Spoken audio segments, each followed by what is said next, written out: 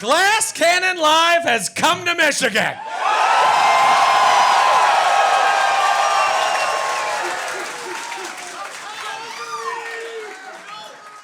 I just got a warning on my phone about my hearing. Hey, go blue, huh? Yeah! See what they say out here?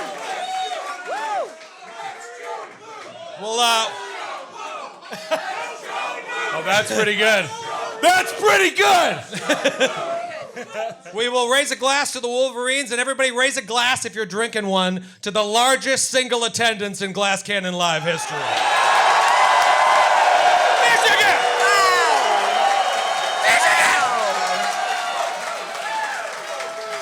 Wow. Michigan, baby, we did it! We did it! Ann Arbor, you will never hear me say a bad thing about this state. Wow. You won't. If I had no aspirations beyond raising a family, I would move here in a heartbeat. Like that. I love a suburb. You Google suburb, you just see a random picture of Michigan. But nothing beats Midwest nice, you know? I like a Midwest nice. I grew up on the East Coast. The way we show love is by being horrible to each other. You'd never guess. Yes. You would never guess. Everyone on this stage at this point should know how much I love them by years of making fun of their intelligence. You've heaped on us over the years. Age. It brings a tear to the eye, doesn't it? Physical shaming. Yep. Yeah. How stupid you are. And then on the West Coast, everybody seems nice, but they're all bootlicking pedophiles. Wow, I didn't know that. You know it's true. Fucking weirdos. My dad agrees with you. I like that guy. But in the Midwest, everybody is hospitable and nice and kind, and it feels, at least, genuine. It does. I'm actually honestly surprised how many restaurants I walked into. Restaurants, bars, doesn't matter. Everybody, every person that works there, just like, hey, how are you? Hey, how you doing? Hey, I'm just like, oh my God, like, don't come up behind me like that. Like, we're not used to that. You pull out your knife. Yeah, exactly. My switch. I don't want any trouble. Yeah. Speaking of restaurants, your cuisine is a little silly. You eat like Buddy the fucking Elf. Not everything needs to have marshmallows in it, but you guys are cool. Anyways, I've loved Michigan since the first time I ever set foot here over a decade ago. I probably mentioned this on several shows before. My friends have heard this story a few times now. But I used to have this gig working for CBS Sports where I would fly around the country every Saturday and cover a tailgate with my comedian buddy. And it was just a real joke of a job. I'd have like my producer notes in my back pocket, camera in this hand, tall boy and nachos in this hand. But that's where the first time I came to Ann Arbor was to see a Michigan-Ohio State tailgate. And it was amazing, and I actually got to go on the field. I sent you a picture. Do you have this picture of me on the field here? Look at that handsome son of a bitch. Look at that guy, huh? Before life wore him down. Yeah, that's right. He has so much hope in his eyes. Definitely hiding some Invisaligns in there. We started making some money, but my thumb is actually pointing to Desmond Howard's anus. I was that close, I could stick it right up there. Wow. You can feel the Heisman. It looks like they get really good attendance at these games. Yeah. It looks packed in there. Yeah, it was awesome. I left at halftime because I don't give a shit about that. I have to say I went to Michigan State as well and covered their tailgates. And we got some Spartans in the crowd. I hear them in there. Well, it was a better tailgate. Wow. Oh, you have to understand, there's 1 billion people there because they don't deny admittance to anybody. Just like, it's so fun when you have the most hospitable people in the world, and there's 1 million of them. But you guys are cool. Kate, your thoughts on the Michigan-Ohio State or Michigan-Michigan State rivalries? You know, I think you shouldn't make fun of me about Bravo Housewives. It sounds the same, but different words. I feel like I get it. So we're on Team Michigan? Yes, yes. Yes. Okay. This is a university town. You have to apply to get into this school. It is a town of learned doctors. It is. Not nutritionists, but maybe a couple doctors. Skid, you must be fucking psyched. Yes, I have two of my great-grandfathers went to University of Michigan. My grandfather was a big Michigan fan. I spent my summers up around Petoskey. My sister and I when I was a kid, and I've loved University. I've always loved University of Michigan, but I really got into it with the Fab Five. I was like, yes, this is fucking awesome, and yeah, this is a dream come true. I also want to point out that we have at least 3 friends here tonight. I want to shout them out. One is our buddy Mark Beasley. Mark. Former collections yourself. editor at Marvel. We told a story recently about going to see Todd Barry at the comedy club, and we mentioned Mark because he was my comedy buddy that we hit all the clubs all the time. So I got to see him. That was awesome. There's also Ari Rubin.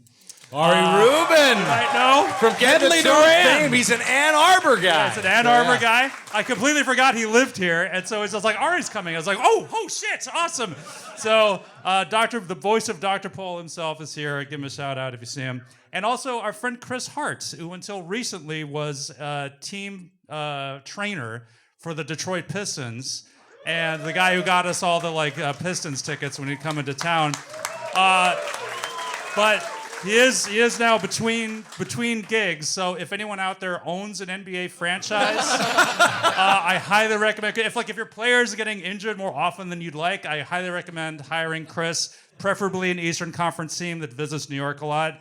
Yeah, thank you all of you for attending. Great to hang out with all of you. I consider all of you friends, not just 3 of you, but. I thought Well said, Troy. Well said. I thought adults shouldn't have friends. Well, that's true. Shut up, Matthew. You're here one day a month. Sydney, what sort of Mr. Magoo-like shenanigans did you get into in Michigan? How does he know? How does he know that I got into Mr. Magoo like shenanigans? Because it happens every time. It's your brand. Well, we got into Ann Arbor, and I had called us a lift. We got out, walked about 10 feet, and I had left my phone in the lift. And then the lift driver was very sweet. He was like, "Excuse me, did you leave this behind?" And Matthew and Skid could not stop laughing at me for the rest of the day. It was pretty funny in our defense. It was very funny. It's very funny. Kate and I had a great time. We went and got dinner together, and we found a photo booth store. It's just, okay, so you know. You get it.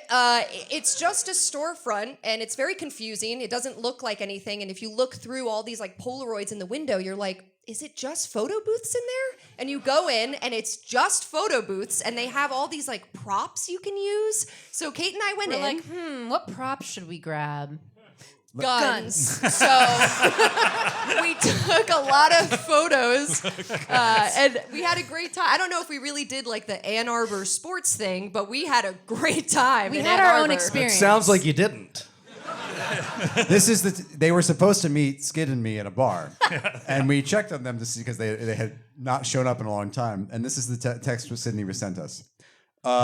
New text. We got held up. New text. Kate saw a gun. No explanation. No explanation. No explanation until they did finally show up to the bar. Yeah. We like to panic Matthew. It's very funny. Matthew, how you doing? I don't really see you that much anymore. You're true. too busy with your Netflix writing gig. Yeah! Surprised he remembers our names. Yes! Did you use that unicorn idea? I think it's a keeper. Sadly, it didn't make it past the pitch stage. No. Appreciate you pitching it. I'm super excited to be here. My grandparents met here. In In this very building. were they performing on the stage? No. Like an old vaudeville act? They met doing When vaudeville. the moon hits your eyes. No, they went to the University of Michigan. My grandmother's from Flint. She went here and they met. And then Nice. Was your grandfather a teacher and she was a student and it was an illicit affair? No, he was a law student. She was an undergrad, so I guess. Oh. Whoa. I need you to help me clean the erasers after class. On my ass. Oh, the drops are back! The drops are back, baby! The drops are back. I want to say, the Dropbox obviously is back. I did get wind of some rumors that people were they're not big fans of the Dropbox. Some people said, some people even said that Troy was like secretly like told me not to use it anymore. Not true. And Not that's true. why I wasn't like that would work. Right. But yeah, Right. but I did see it like a lot of like people on the message boards, I guess, are just like we don't like the Dropbox. So I want to be like conscientious about that. So as a result, I'm going to use it twice as much because fuck you. It's not for you. It's for them here in the audience. Yeah. It's for them, and most importantly for me. That's who it's for. Not liking Skid's drops? That sounds like an Ohio State kind of thing. Yeah.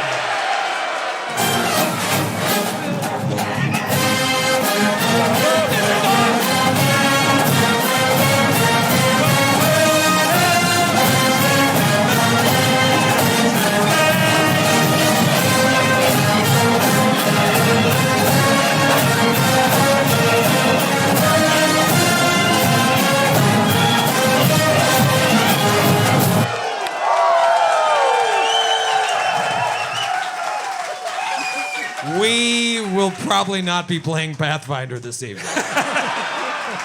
That's going to happen at least 10 more times. I went to, many years ago, I went to an NIT final at Madison Square Garden where University of Michigan played in the final, and I had seats the first row behind the band. Oh wow. Behind the net, I had this huge tuba dude in front of me, and I heard that song 1,000 times in a row, but mostly the tuba part.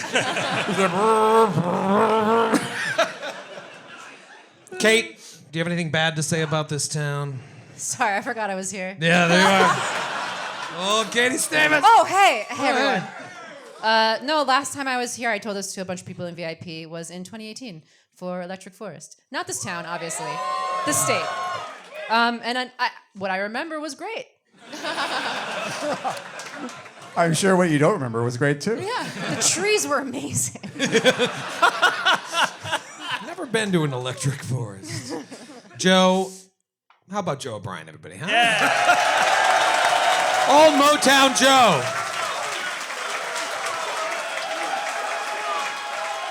This is our side over here. Is that the Joe Sidney side?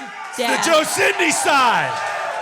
So that's the Michigan State side. The hell? Is it Jidney or so? So. I like Jidney. It sounds like a bus. It is. It's a Yeah, bus it in is. Atlantic City. The Hampton Jitney. Jitney. So- Take a ride on the Jidney. How you doing? Say something funny. I'm fantastic. I'm not going to say something funny because I'm not very funny. I'm going to say something genuine Oh. because I speak from the heart. Skid, do we have any genuine music to I kind of do. underscore this? I do.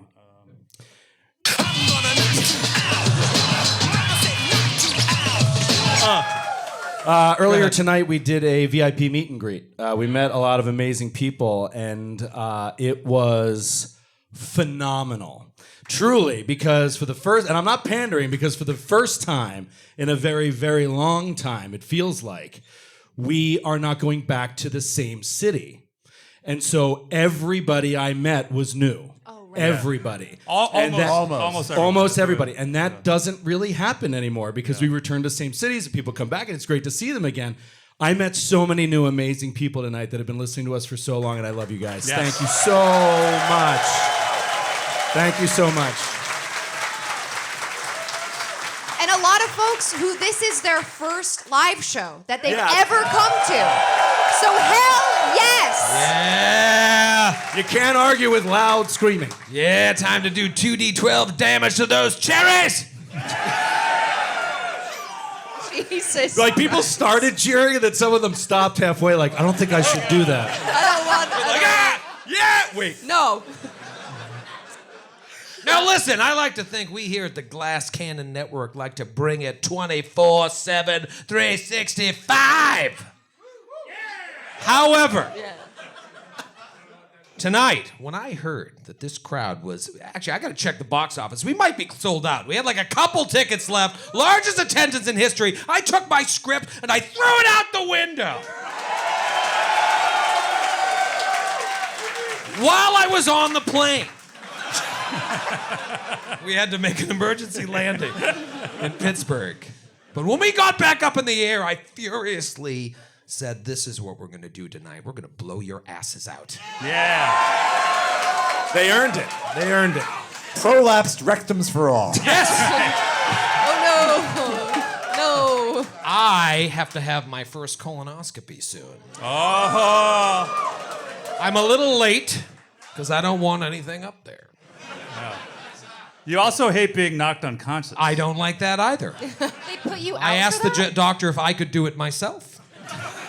He said no. The doctors don't like that. Nope. No. He didn't like It's it. like we have all these cameras around the studio. Like, surely we could put them to some use. Which part did you want to do yourself? I wanted to just make sure everything's all right. I just have this weird fear that I'm going to get knocked out and the doctor's going to be like, yeah, party time. No. You know that it could happen. You'd never know. You'd know. I I think you'd know. If I No, I don't know that you would. Don't tell him that. That's his fear. If at any time I'm like, have the propofol like going, I just hear party time.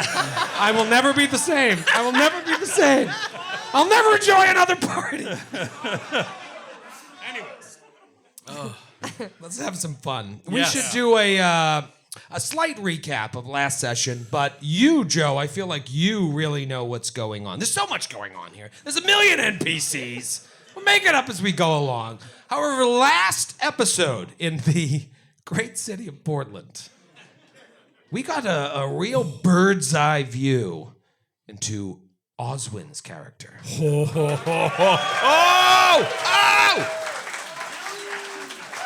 It appears that old Oswin used to belong to this sort of gang, this gang of who knows what. Toughs. Sinister folks. Bandits. Bandits. Murderers. Bad men. Bad men. That Bad much men. is clear. They show up at a bar, and everybody in the bar, medieval record scratch. As they come in this flashback, and Oswin... Bard stopped short. Oswin sidles up to a young lady. And maybe they've met each other before, maybe they have something going on, who knows what, but he is basically told, warned, knows, you're not supposed to really have relationships. Do what you want, but you can't fall in love. Your loyalty is to the band. Well, Oswin lets his heart get the better of him, and he canoodles with this young lady of the night and is awoken by his band holding her, and he has to watch as they saw off her fucking head as a warning to him, don't do this again. Now it's years later. Oswin has clearly moved on, but maybe hasn't. We don't really know too much about him. He's murdered 2 people in 6 episodes. And not like the Pathfinder, we got in a fight and he killed somebody. No. Murder. Yeah. Straight up homicide. Right.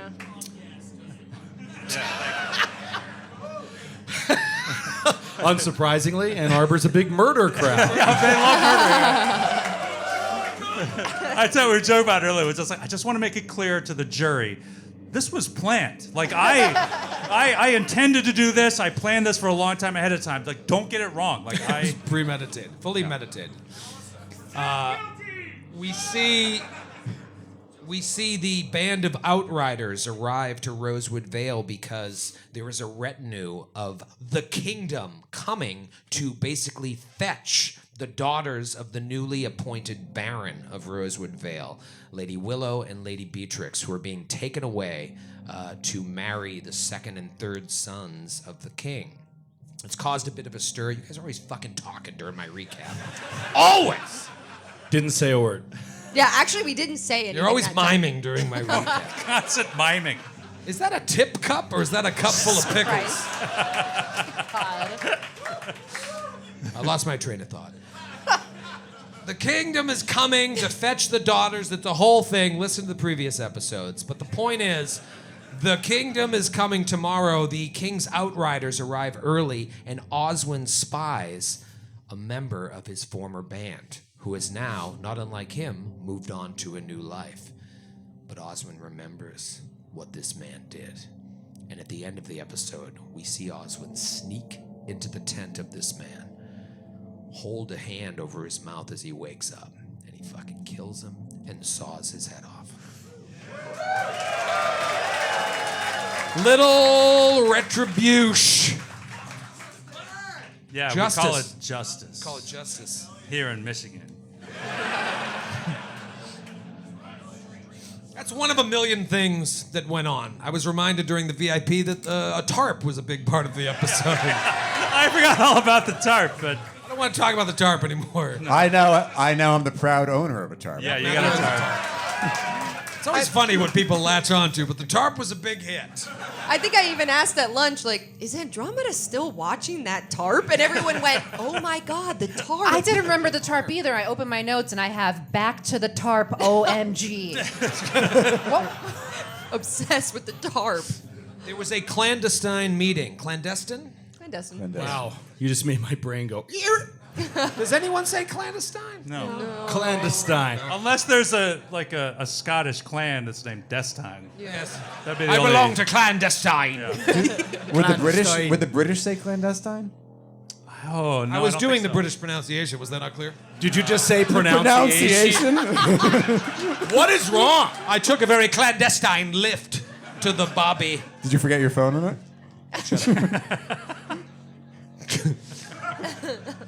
A secret meeting. Beneath the Mockingbird Inn and Tavern, or whatever I named it in episode 1. It doesn't exist anymore, so it's all Yeah, right. it's burned down. Who cares? Yeah, it's gone. Shut up about the tarp. It burns down.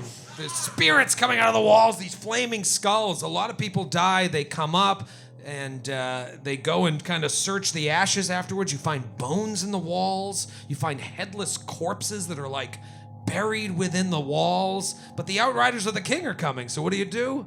You throw a tarp over it. And Andromeda is tasked as a civic wizard to guard the tarp with her life. Thank you.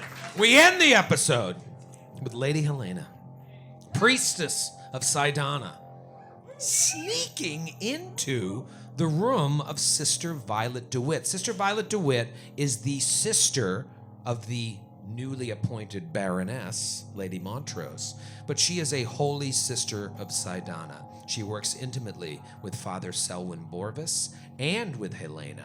Helena wants to go there because Helena spoke to the daughter, Lady Beatrix, who's about to marry this man that she doesn't want to marry, that she's being sent away just so Rosewood Vale can become a barony. And the daughter is very stoic and is like, this is my duty. I will do what I have to do. So you want to press and talk to Sister Violet DeWitt. Knock, knock, knock. No answer. You hear something shifting in there. So like a scumbag, you sneak into the room. Nobody answered. I better just force my way in. And you skulk around the corner. You feel the presence of someone else. And you see Sister Violet DeWitt nude in front of a mirror, admiring her pregnant belly. WTF.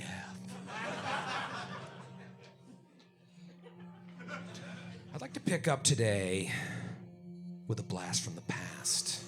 We call it a flashback. We invented the term. Let's all jump into the imagination copter. Do. Dude, do you have the MASH theme yet? Oh, wait. Oh, fuck. Get it for Toronto. No, I replaced it with Hail to the Victors. Okay. feel like the MASH theme ties in well with the imagination. I'll bring it. I'll find it. I'll bring it back. Just put it in your notes. Oh wait, here.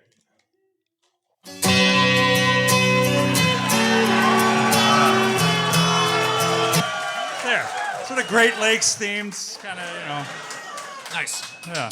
Pander it. Get some fired Pandering. It's the great pander off of 2025. up. Nothing fires up a crowd more than pandering. Yeah, We that's see the edge of a forest. Can you picture it? Yeah.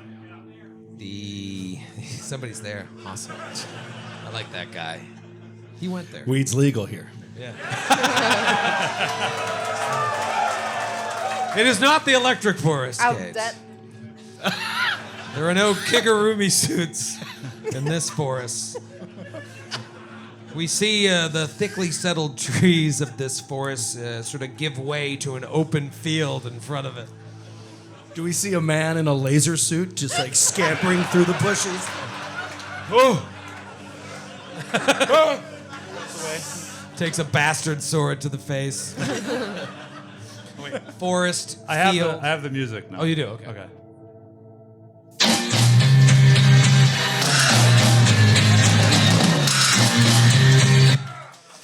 Thanks again for coming tonight, Yeah, even sorry. though we're not going to play. Especially you guys back there. Forest, field, we zoom in slowly, like an Andrei Tarkovsky film. Francis enjoys that reference, and no one else. But it's very slow, wide shot. You don't see anything in the forest until you do. Ladies and gentlemen, Troy Lavallee.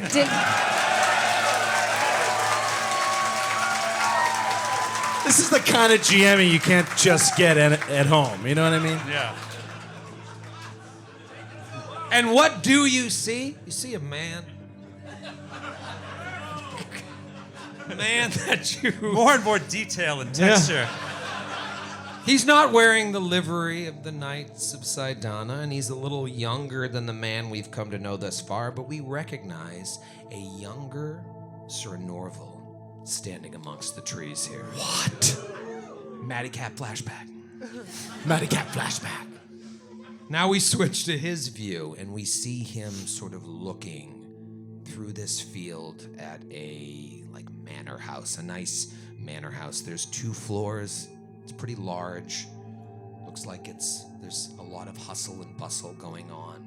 And we go back and forth between his eyes and the manor house. It's like he's looking for a point of entry, doing reconnaissance. And as he's doing his recon, he spies a door open.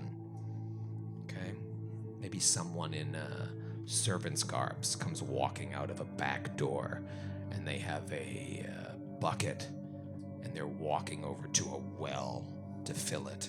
And it's away from the property, closer to where you are, and away from everybody else. Looks like a member of the kitchen staff, perhaps. You've seen several of these people milling about since you arrived. You start thinking, be pretty easy to blend in. What do? Sir Norville starts to approach the man with the slop bucket, or whatever. Slop bucket? It's a water bucket. He's going to a well. He said he was going to a well to fill the bucket. Sorry, I missed the well part. He's going to the slop well, obviously. Time to get more slop. Yo, does Matthew hate water? I just love. He has rabies. I just love pigs. He does love pigs. Let's make it a slop well, because that's fun.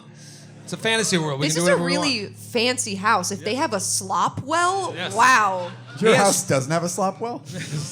I thought everybody did. He approaches the man. He approaches him until the man sees him, and he's like, Lawrence. The guy looks. Just getting me slop, governor. That was a good Sydney impression. That sounded like my Hubert audition, which is insane. Oi, mister! Do I know you? And he's approaching. He looks like he's worried for the man. He's like, careful, Lawrence, careful, be careful now. Did you see? See what? And by the time he's up close to him, he just grabs him. He snaps his neck. Slop. falls on top of his dead body. Not yet, because I need his clothes. Slop falls next to his dead body. And he's just lying there, his neck completely twisted backwards. What do you do? I take off his clothes and I dress in his clothes. Okay. And I dump his body in the slop well. Oh man. Ploop. And I take the bucket and then walk back to the manor house and slip in through the door that was open. Dressed as a servant, with slop bucket in hand, you walk into the kitchen. There's probably a dozen or so kitchen servants milling about, preparing food. You hear like a cook say, "Wartime makes men hungry. We need more mutton than that." They're all talking, and you're disguised as this kitchen servant, and you see like a door swing open. There's a hallway up ahead, and no one's really paying attention to you. As I walk past like the butcher table, and I just, wow, it's like I'm there. He's trying to fill up the chop bucket. This is hurting my hands. And as he walks past, he just slowly just takes like a boning knife and just slides it off and slips it up my sleeve, and then A boning knife! Sweet boning knife! Yeah. We are children. we really are. What are you gonna do with that boning knife?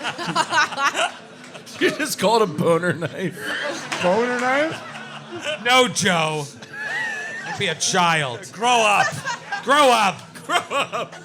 And then I pick up a tray of food that looks like it's supposed to go out, and I just pick it up and I just walk out the door into the hallway. You walk out into the hallway, and you see there are several doors leading off of it, and it sort of like goes down and then wraps around to a stairway leading upstairs. You hear voices in the distance, but you don't see any people. And as you come out, a man just sort of appears out of another doorway. Maybe he's the major domo of the estate, and says, "Excuse me, what do you think you're doing here? The help does not come out until they are called. Take your unwashed face back to the kitchen." Her ladyship demanded this immediately. I'm sorry, sir. I don't know what to do. I'm new. Her ladyship? And he turns his back to you. And I drive the boning knife into his kidneys. Yeah. Holding his mouth closed. God. Somehow I do that without dropping the tray. Like Spider-Man. You must have catering experience. 3-point carry. And then I drag him to the nearest closet. Close the closet, throw the second body in. And then I make my way to the stairs. It's like a hitman mission. Yeah, I was just thinking, I was like, this is like Splinter Cell. You turn the corner, and there are a couple of nobles, maybe a couple of people that are armed, and they're just chatting and talking. Maybe you hear one of the women say, "Oh, this is a big day for our little lord. He's upstairs with his nursemaid getting ready night now. I do hope he makes a good impression. He has big shoes to fill, especially at this tumultuous time." And they're all like, and they don't even give you like a sideways glance. I just walk like I was destined to be in this hallway and up towards the stairs. You walk up to the stairs, you reach to the top of the stairs, and it's like a pretty large atrium. There are a series of doors to the east and the west, and then a beautiful ornate double door in the center. From your reconnaissance, you know this is your destination. I had that. I don't try to be stealthy. I act as if I'm supposed to be there, bringing this food. You start to walk towards those doors. Another door opens up, and two men come out, and they look at you, and they're sort of surprised to, one, see a servant up here right now, and two, see a servant of your size up here, and they're like, what are you doing here? I'm sorry, sirs. Is there something wrong with your room?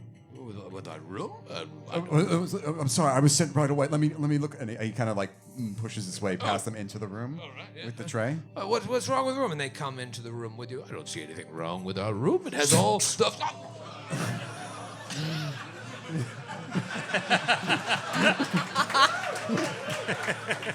I want a slice. Slice. They fall. Close the door. Leave the tray. Leave the tray. You approach. Take the cannolis. Take the cannolis. You approach the double door, and there's a large. Well, what do you do at the door? I listen.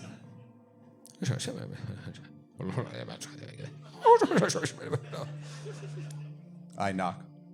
Don't.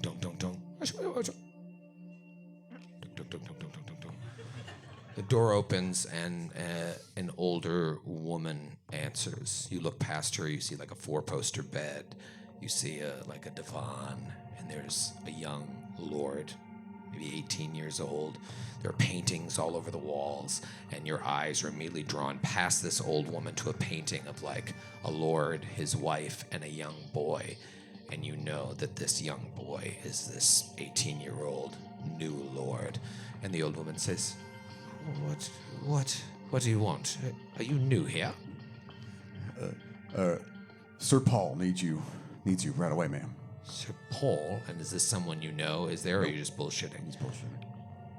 Sir Paul? He says it's an emergency. He sent me for you specifically. I don't know a Sir Paul. I don't want to have to say it, ma'am, but it's. He leans in real close. He's like, it's just, and he into the stomach. Oh, whoa. And he like carries her into the room. And the Lord stands up and looks at you and looks at his nursemaid, now dead on the ground at your feet. What? Who are you? My lord, you can do what you want, but I do advise you not to scream. What does that mean? He like grabs a shitty little sword off the wall, like a fencing sword, but it's sharp, and he's like, get back! I'm trained with this. And he just knocks the sword out of his hand. Ah, fuck.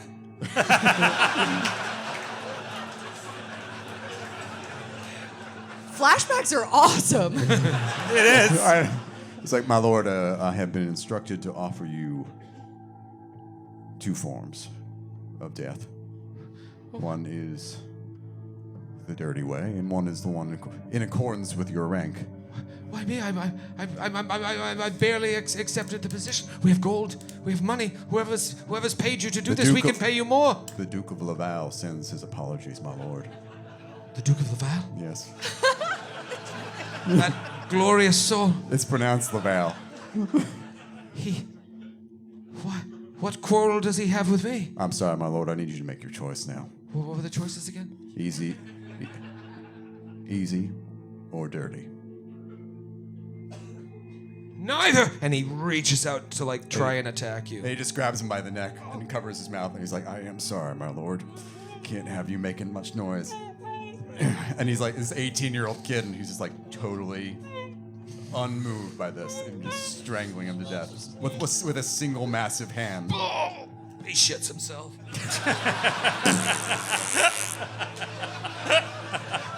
I guess this was the dirty way. The dirty way.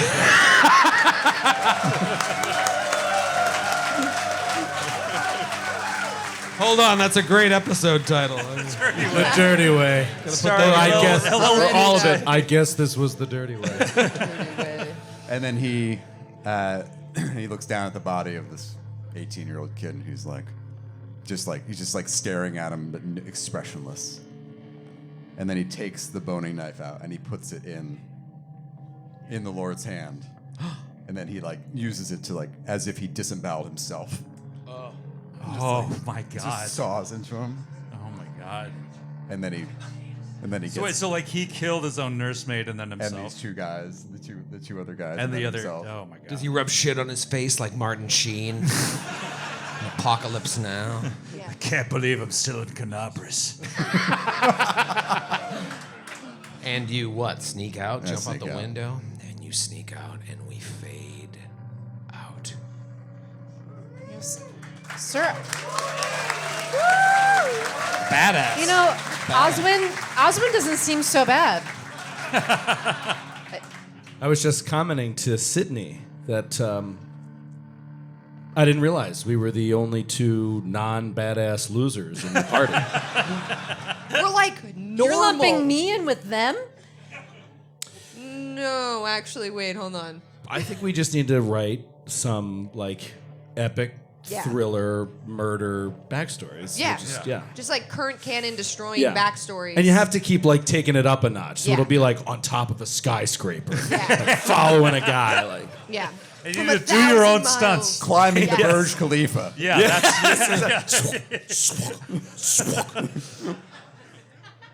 you knocked the thing off center with all your role play. I'll have to fix it now. I can't handle it. Oh, I'm sorry. Fix it.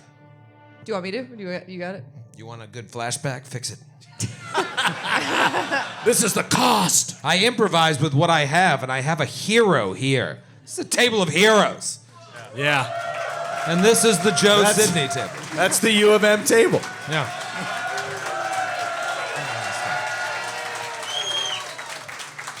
We fade out of there, maybe, focusing in on this poor little shit-covered lordling.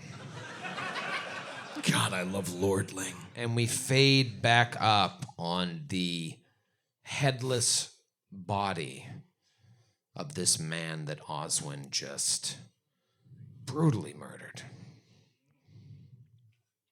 Oswin, you have snuck into this camp of the king's outriders and murdered one of them the day before probably the most important day in Rosewood Vale history. It's Fire Day. Tomorrow is Star Day. The knights are coming. The guards are coming. The soldiers are coming. I'm sure there'll be some nobles. And they're coming to retrieve the children of the Baron. And you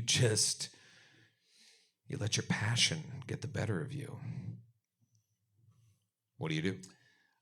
Well, it's funny. I was talking to some people in the VIP before, and I was saying the difference between there's definitely some similarities between Oswin and Nestor, for example. But the main difference is that Nestor enjoys killing, like indiscriminately. Oswin does not, but he will not hesitate to do so if he feels that he has to. So this is what's happened. Like he thinks like he had to kill this person in this moment. And so he's like sort of coming back to himself, and he's like, he knows that like through his lifetime of trying to survive, he has to be decisive. And so he's like, all right, I have to cover this up. This is the second murder that's taken place. We could have all been charged, but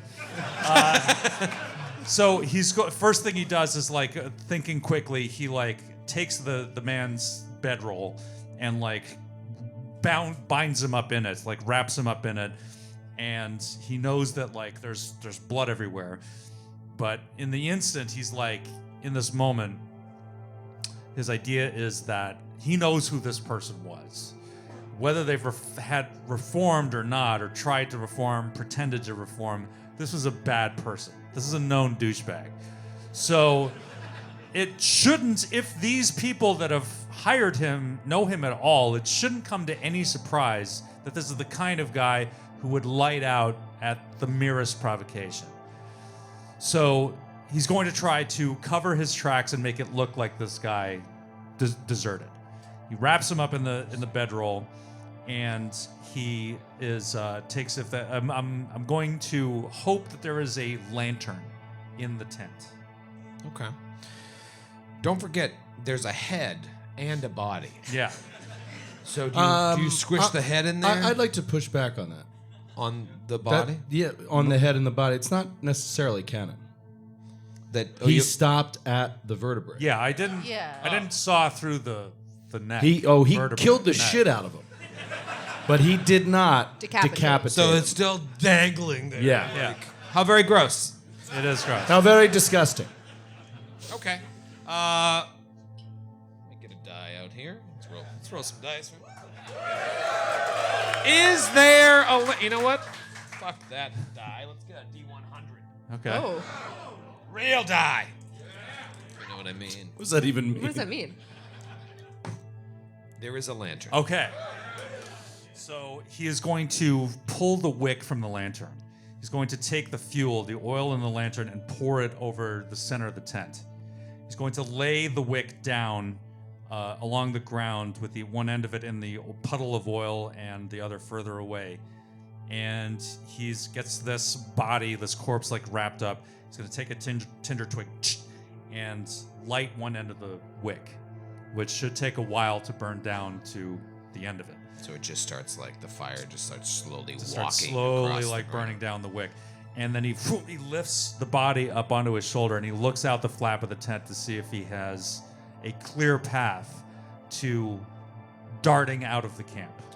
You see there's like a campfire. There's several campfires, but there's a main one not too far away, maybe 20, 25 feet away, and there's a couple of these soldiers, these toughs that are in their cups, and they have their back to you, and they're drinking and maybe singing tavern songs. Okay, so if I think I have an opening, I am going to try to stealth my way out of this encampment and into the darkness. Okay. Give me a roll. Give me a stealth roll. I'll give you a stealth roll. I'll give you a stealth roll. Okay, let me find my character. Remember him? Also, you're taking the body with you? Yeah. Huh. Yeah. So are you encumbered? I'm very strong. That's not what I meant. Matthew, Matthew? no one likes that. That's not what I meant. I found out in the VIP. What don't they like? Rules? Bringing up rules at all. You remember how fun the flashbacks were? There were no rules Right, there. yeah, exactly. Hey, Sir Norval, how about you roll for every I easy murdered assassination you had the whole way through? No one was wearing armor. Okay. I got a 26 on stealth. 26. Michigan crowd seems to like that roll. You wait, you bide your time, you make sure, or at least you think, you make sure that no one can see you. You could even give me a -2 because I'm carrying this heavy burden with me. He's confident. I got a lot going on behind the screen here. Don't you worry about your minuses. Just want to be honest. But you feel as if you get into the night with this corpse. No one's coming after you. Okay. I want to stash the body somewhere in the woods. Okay. And then I want to make my way back to the camp. Very dangerous. Very dangerous, but I want to assess the chances of my stealing something valuable tonight. Okay. Stealing something valuable. All right. So you come back, give me a perception check. You're looking around the camp. Kate is making such a confused face. You didn't put it together yet? You did? Yeah. It's gonna make it look like this guy stole something and left. Exactly. Like he's a real penis. Yeah. Bottle cap. Dude, thank you. Yeah. Yes. That's a skid cap. You can Yeah. you can use it in Legacy. Remember that, Nick? If you're watching at home, put that on the spreadsheet. Yeah, he'll write it down. He'll write it on down. the Google Doc. All right.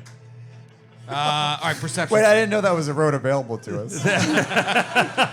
I got a 23 perception. That's good perception.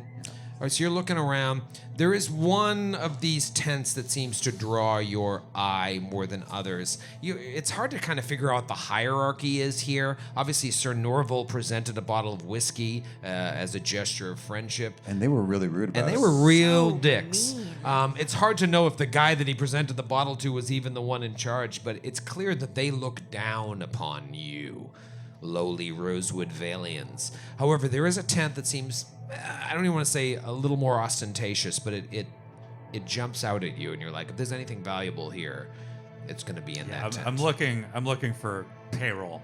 I want to pull an Aldani heist. Yeah. That's what I want to do. Yeah. Okay.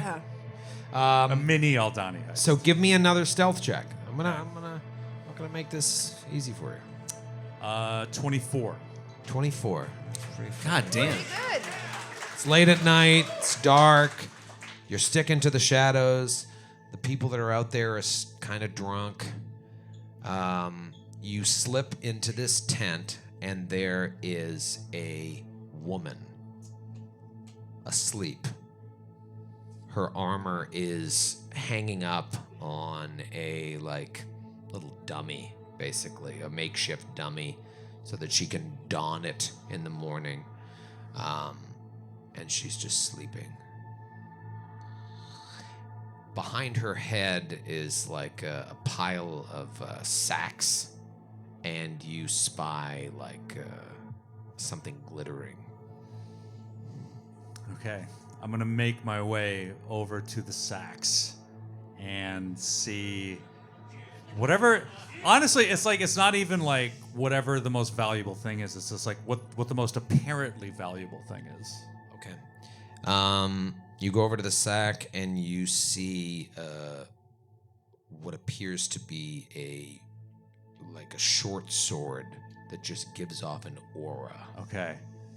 I am going to gingerly lift this sword up and grab it.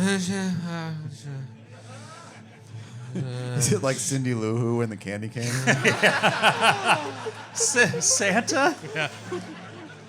Oswin Claus, why?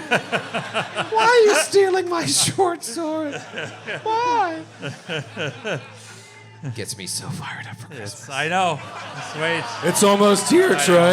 Yeah. It's almost here. I'm sure you should. It's almost June. You guys think it's a bit? It's almost start of Troy's Christmas. You would think it's a June. bit. I do that, and I'm fired up. I know. Whatever you want to do now. I know. So I'm gonna take the sword, and I want to retroactively say that I take some while I'm disposing of the body temporarily. I want to take some personal effect. Okay. From this And person leave it behind. and just leave it behind it. So I'm gonna just drop that Toe ring. toe ring. It's toe ring. So it was just like, hey, that's that guy's toe ring, and I take the sword. You and- took his boots off before you buried him? Oh yeah. Wow. He had to check Really for thorough. Maybe he had really nice for a toe boots. ring. Sicko. So I do that, and then yeah, I just lift the sword off of its hook, and I'm going to try to sneak back out of the camp, out of the tent, and out of the camp. Okay. I'm gonna have you just sneak out of there. Okay. Because I want to keep the show moving. Great. And you're a badass. Yeah. You rolled well. You get out of there. You get back to the body with this short sword. You have this nagging feeling, though, that you forgot something. It kind of just itches at the back of your mind, but you don't really have time to delve into it. You're just kind of, did I do everything right? You just did a lot in a short period of time. So maybe it's just you're nervous about leaving a trace behind. But now that you get back to the body, what do you do? I take the body, I'm assuming there's some sort of a creek or a brook or something nearby. Yeah. It's a creek that leads into the Mistwood. There's a waterfall that they call Sidana's Tears leading into this creek. Okay, so maybe I get to the base of that waterfall. I'm going to take some of my rope. Do you have some waterfall music or sounds? Waterfalls? Fuck, I actually did. Don't go chase. That was his favorite song. I had that on. Shit. All right, so I take him and I take my rope, I saw off some sort of segments of it, and tie it to some heavy rocks. Tie the rope around him, and I just want the body to stay submerged, not forever, but just long enough that my tracks are covered. So he does that. He weighs down the body, and he wades out into the pool at the base of this waterfall, and shoom, splash, dumps it in. Shh. We see the body slowly sink, its gnarly head hanging off as it's submerged. The perfect crime? Question mark.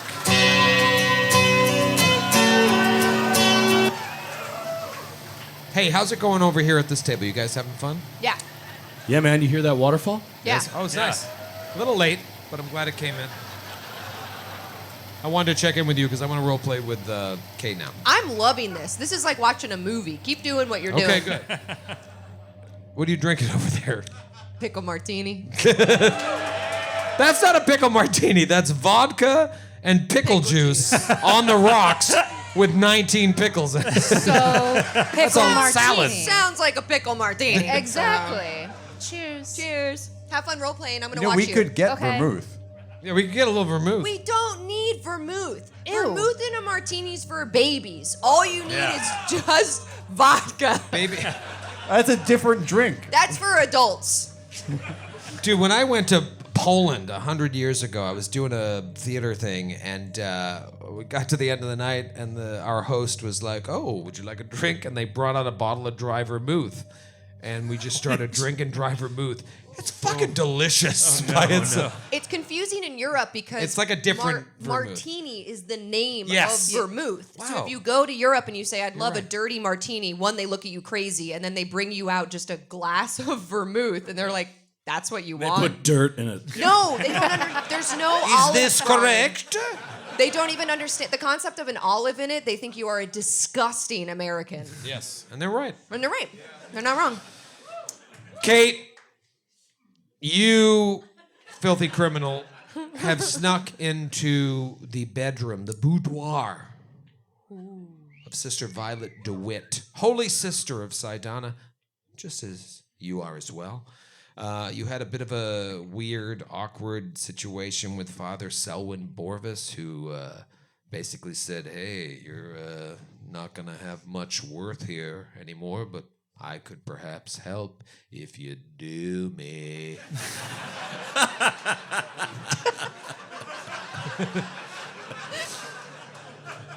And you didn't take the bait. Tempting as I'm sure it Yes. was. Yeah. Despite that incredible charm. Yeah. Classic Selwyn charm. And now you sneak into this room here when Sister Violet DeWitt doesn't answer. You want to like talk to her, and you see that she's standing in the mirror admiring her naked pregnant body. This is a very precarious situation. You should not be here. So you tell me what you want to do. Yeah. I feel like, I mean, Kate's afraid. I feel like there's no reason for Helena to be afraid of. I'm playing Sister Violet DeWitt admiring. I see that. Wow. You're making like high fashion model poses, like sucking in your cheeks. I feel like she wouldn't be afraid of Sister Violet, but like, yeah, she shouldn't be in there. She's nude, so maybe she like sees this for like a glimpse of a second, and then there's just like throws herself like back against the wall, like around the corner, like oh god, and maybe tries to make it seem like she's walking in, being like, hello, Lady Violet. Okay, interesting.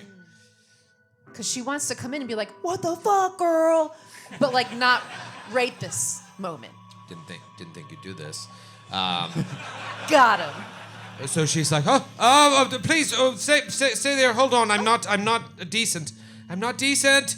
Oh, okay. And she gets behind a screen, and you just hear a lot of shuffling and whatnot. And then she comes out with this like really thick, heavy robe on, and she's like, I didn't hear you knock. You walked in. I'm sorry. I'm sorry. I'm sorry. I don't remember how Helena talks. was- Oh my god. I just got out of the She's bath. British? No, she's not. She's borderline British. She's an elf. She's Borderline an British. elf, Sidana. Right. That's right. Oh, There she is. Where did Kate go? She's so good at that. I just got out of the bath. You almost caught me. I'm sorry. I was knocking and Unawares. you didn't answer. So you just came right bucking in?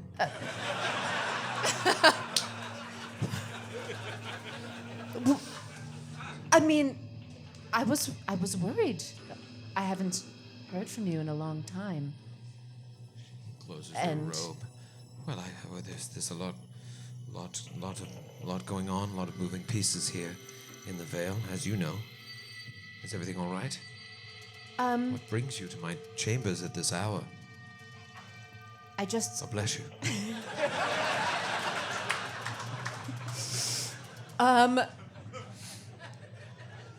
I'm trying to remember why I wanted to come in here. I feel like Kate wanted to come in here to be like, let's go find some bullshit. But Do you know why she came? Helena. Yeah, you wanted to talk to her. You wanted to ask her about Beatrix. The sisters and the sisters. daughter, and And what she thinks about it, but I don't know. I feel like she's You just got like thrown flustered now, off by- seeing all of this and just forgets why she's here. Oh, Is there anything else? I wanted to talk with a friend about everything that's happening with the girls leaving. Oh, well. Did you find But anyone? You had to have known that was coming. Smelled that one a mile away. Oh. Do you need help finding a friend? You know what? Fine. If you don't want to talk to me about anything and you want to I'm keep tired. It's very late, and I things just to got out of yourself the like bath. everyone else does around here, everyone's taking a look out just for themselves with all of the changes happening. I see how it is. You're worried. I thought we were friends. You're worried. You're concerned about your place with the young ladies. I've leaving had a tomorrow. place here for a long time. I'm sure I'll find one wherever the chips may fall. I just thought that I also had friends here. And I apologize if I have been distant. It's just, my niece is leaving. I'm sure you can imagine that affects me as well. There's a lot going on that even you don't know about. And she just so slowly, so carefully looks down at her belly and then looks back up at her eyes.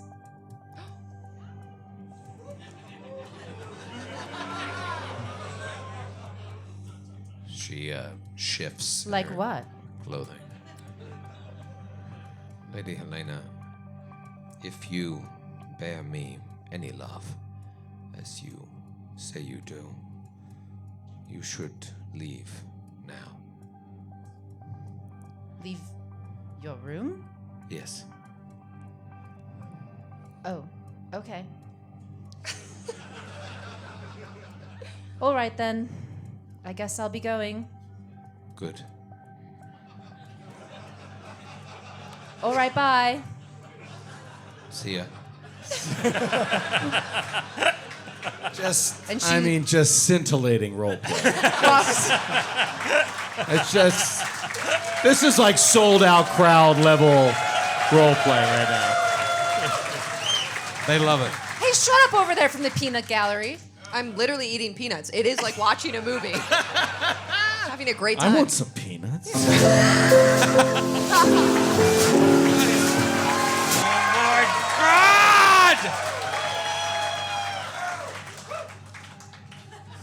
Christmas boner.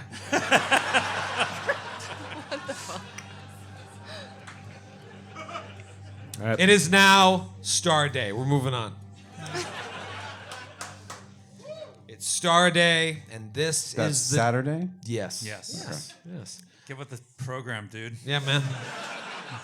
I kept like 3 parts of the Galarian lore intact. This is the day that the crown is coming to Rosewood Vale, the barony of Rosewood Vale, a little town that was founded by people with a dream and a love of the goddess Sidana. I imagine we see knights, maybe half a dozen or so knights on horseback. Several other noble-looking people. Maybe they're soldiers, or maybe they're just nobles that have come along for the ride, and they're all on horseback or being pulled along in carts or wagons, and they're all kind of encircling a single carriage in the middle. The knights all bear a golden key emblazoned on their armor. Behind the furthest wagon, there is it's like pulling something with a tarp over it. I didn't mean to. Big mistake. A blanket, not a tarp. Praise Blanket. tarp. No. Is that what you want? No, it's not. It's not a tarp. Never wanted it. I never wanted it. Never wanted it. We see, a shot of Rosewood Vale, and Baron Montrose is standing there with his wife, the Baroness. These pieces of shit. Hey, can you do a cool scene where you just go murder them real fast? Why don't you saw to the vertebrae, Flashback. stab up the sternum? They have never done anything to you. You haven't seen the Baroness since Ep 1. She's looking better than the last time you saw her, when she was vomiting black bile on the dais during the Founders' Day festival. Father Selwyn Borvis, your erstwhile lover, is there along with Sister DeWitt, who once again is wearing very thick robes. And now you know she is hiding something. They are there as representatives of the Church of Sidana. Sir Lehman Quince, that little penis, is there with Sir Norval and maybe some other recruits. That, I've been working hard. You've been working hard since yesterday. You found some people, but it's all in the early stages. But you're sort of there as representatives of the Knights of Sidana. Lehman leans into you, Sir Norval. It's like, someday, see them. The Knights of Sidana will command a presence such as this. Look at them. You can almost taste the regality. Tastes salty. Killian, you're there with the city guard, and Barvis Tonk, the dwarf captain of the guard, sort of stationed around the area. It's all very ceremonial, all very regal, as this retinue of knights and nobles and carriages arrives. The carriage door opens. A cell phone goes off. Lord Montrose is like, sorry. I told you. You should have killed him when you had the chance. Anybody that would leave a cell phone on in a moment like this. It's him. Sorry, I gotta take this.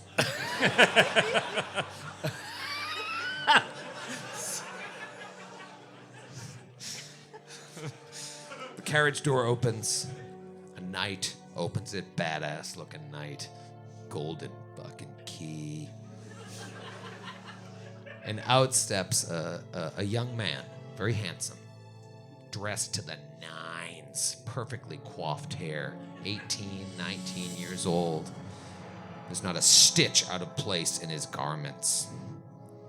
He approaches the Baron. The Baron and the Baroness bow, and everyone else bows, and sort of a wave, it all comes to you. And Prince Harold Payne speaks right after this quick intermission. Oh, this fucking dude. Oh! Harry Payne. It's Friday night, and it's time for chaos! We got Ross Bryant! His skill has gone from a paltry 20 to a manly and robust 21. Nora Ibrahim in the house! If you fumble on a roll, you're breaking your elbows. We got Rob Kirkovich! You're a fucking intern, and you'll always be in it! Joe O'Brien, everybody! Joe! Mr. Walsh. Dr. Walsh. Tell you what, I'll allow it once. I sort of thought between us there was a little, I'll fucking kill you! You have heroin? I accept you enthrall me, ever chaste. You're gonna have to get used to this shit. You hear the cocking of a gun. So what do you think? Who really is this pale viper?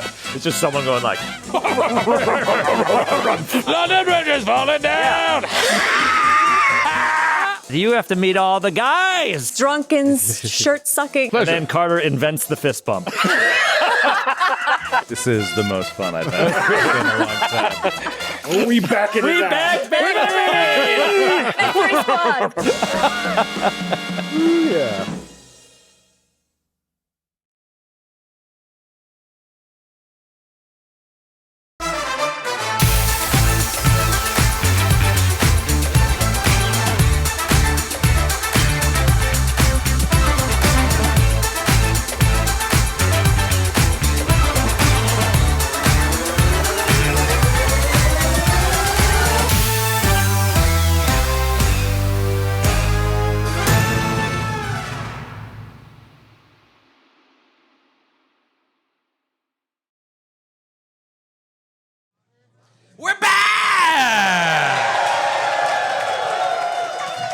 Look at that line for the men's room. Play that waterfall sound effect again. Let's see what happens. Don't worry, the ladies' room is wide open. Oh my God! The only downside of playing on a night like tonight is I could fucking play till 1 a.m. I know. With this crew, with my friends, and in front of this amazing audience. You guys feed us. You feed us. And by the way, shout out to the Ark where we're playing tonight. This is a very storied venue, even though it's mostly known for folk music, which, as you all know, I despise. But this is a really cool place. The staff has been awesome, and I saw backstage, the motels played here, and it's I love the motels. I was so fucking excited. So yeah, this has been awesome. Yeah, this is great. I think we have to come back next year.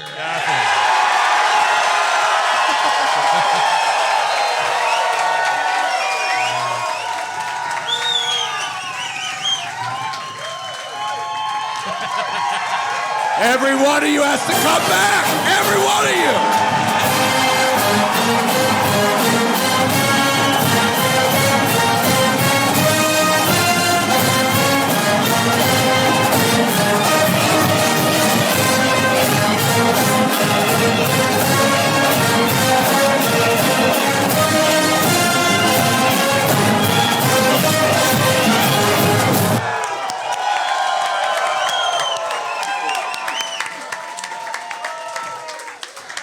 We are truly blessed to be able to do this.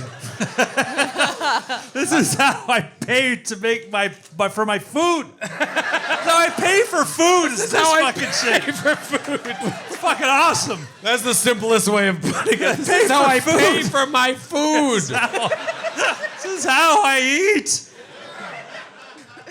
What is this beer that we were just handed? This This is the is Mothfire IPA. Holy shit! Yeah, so we just bought Miller Lights. We've just got stadium style Miller Lights, which garbage, whatever, it's fine. And He's had 5 of them.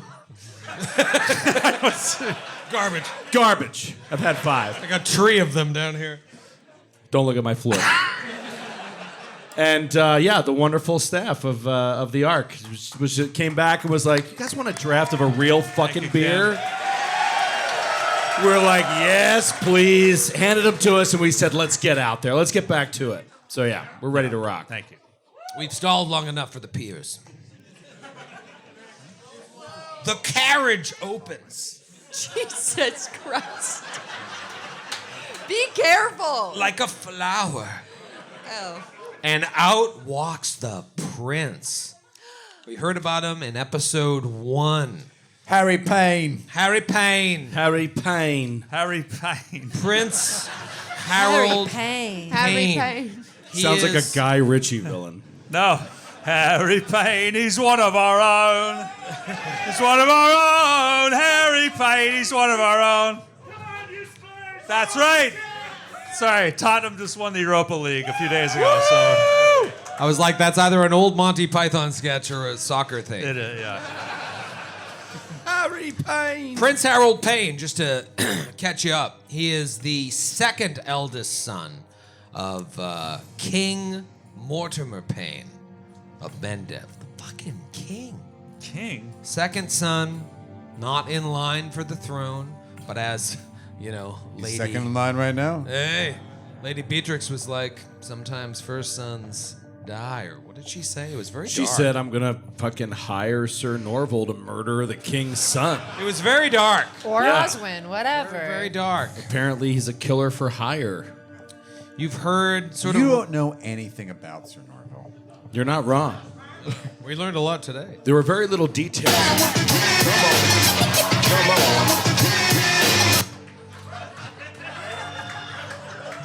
I think that says it all. That was a perfect timing. Yeah.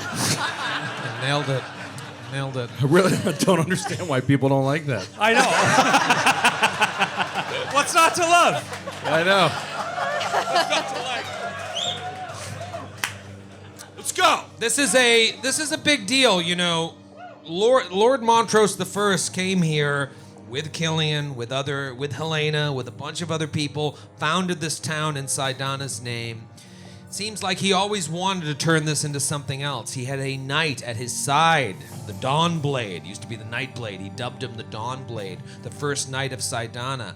He sent a retinue of these men south when the king of Mendev sort of ignored him. That retinue got destroyed by an orc raid, and Lehman Quince was the only survivor of that missionary position.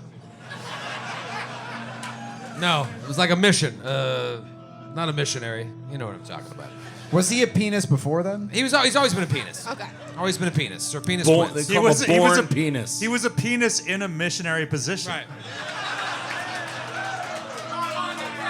But basically, you guys all have your original caps. Nobody's tapped a cap yet. You know, Lord Montrose, this is what he wanted. When the king of Mendev sort of ignored them, they were like, well, let's go south. Maybe they'll show us some respect down there. Those guys all got destroyed by orcs.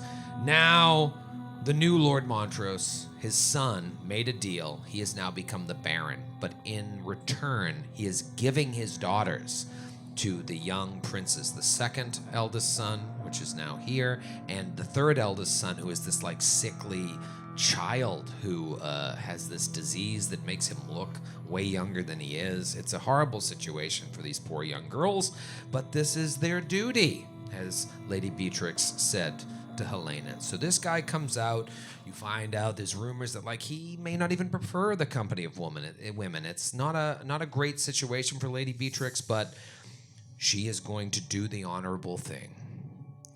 Out comes this guy, handsome as fuck. And it's all very ceremonial. You're all there. Oswin, you're probably like in the background, whereas everybody else has nice seats. Andromeda, you're with Rydian Silverfrond nearby watching this. And the prince comes up to Lord Montrose and says, my father, the king, and my mother, the queen, send their utmost regrets for not being able to leave the capital on such an auspicious occasion. And Lady Willow, he turns to the youngest daughter of the Montroses. He says, my brother Prince Brutus wishes he could have made the journey to see you in person as well, but he is currently unable to. He is very much looking forward to meeting you in person. Lady Willow gives a little bow, and then he turns his attention towards Lady Beatrix. And to you, Lady Beatrix, tales of your beauty have reached far beyond this humble village, and yet even they did not do you true justice. I am honored to be not only your prince, but soon your husband as well. Yuck. And Lady Beatrix. Joe is convinced. Love this guy. Oh, and that was Andromeda quietly under her breath going, yuck. Is Andromeda there, or is she at the tarp? He literally... She's off tarp duty for 10 minutes. Yeah. Silverfront said she could leave the tarp for Right. now. Lady Beatrix smiles, bows, and then steps up to take... Hold on a second. I'm sorry. I hate to interrupt. You did. I got a text from a number I don't know. It says, hello, are you still single? Lol. Oh, wow.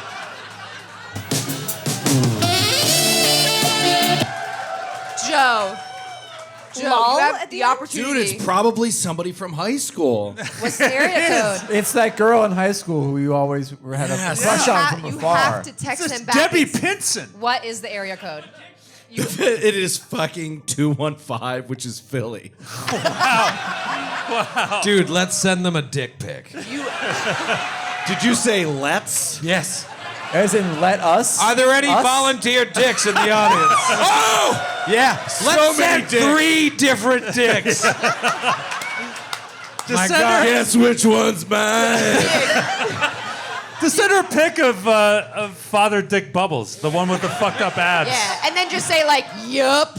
Yeah. Are you still single? Yo. Oh yeah, this is why. And then block. Yeah, then block. her Then immediately. block and delete the number. Sorry. I just wanted to see if I should have responded. No? Yes. You should just send them. You should just cut to the chase and send them your social security number and your credit card. Obviously. We got a show to do. Yes. Sorry. Tell them that. Are you You're still right. single? I'm on stage right now. Shut up. Are you still single? And are you looking to sell your house in the next 7 days? All right, we'll get those pictures later. Stick around after the show. Volunteers line up. She just made a bad choice. We're about to see some weird Michigan dick.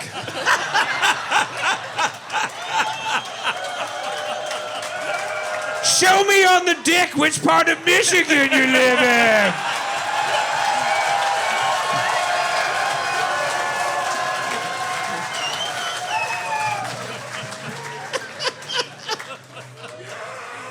How are we not more popular? We're so fucking good at this. All right, so bows and all that shit. She takes Prince Harold's hand after the curtsy, and Prince Harold says, "May the union of our houses provide wealth and abundance to the future of our kingdom," and everyone claps.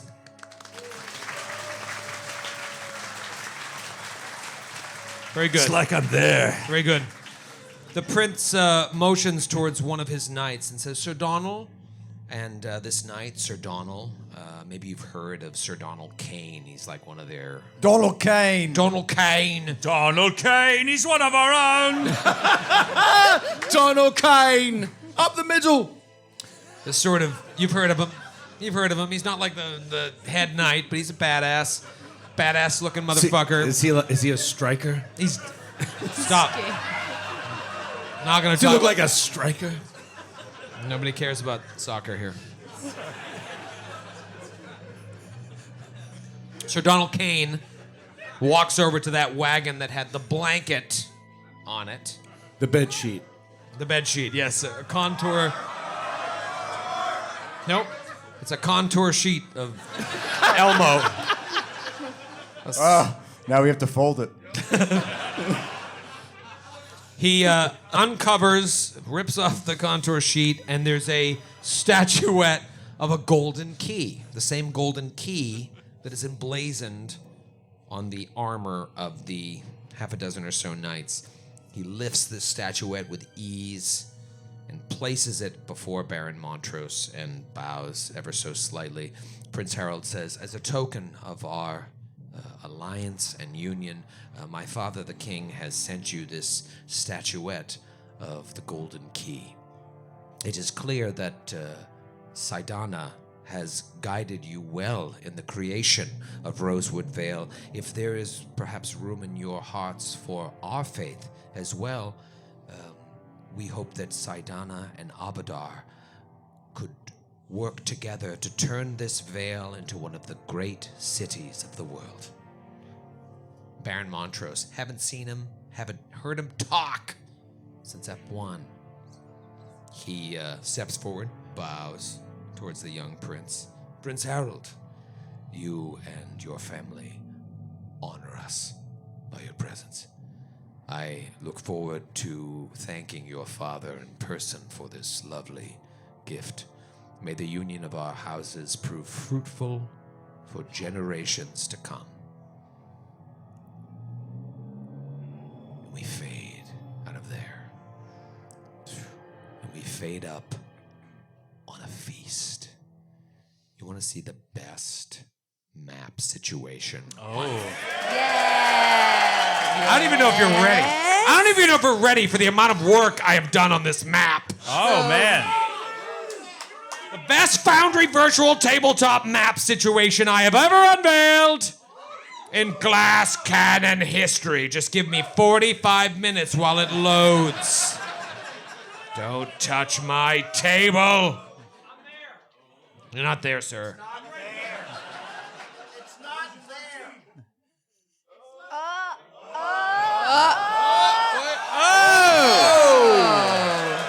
Nope, This is the same map as before. This is the map? This doesn't look like a feast. Not it. Not it. I updated right before the session. Hold on. Wait. Wait. You piece of shit. Come on.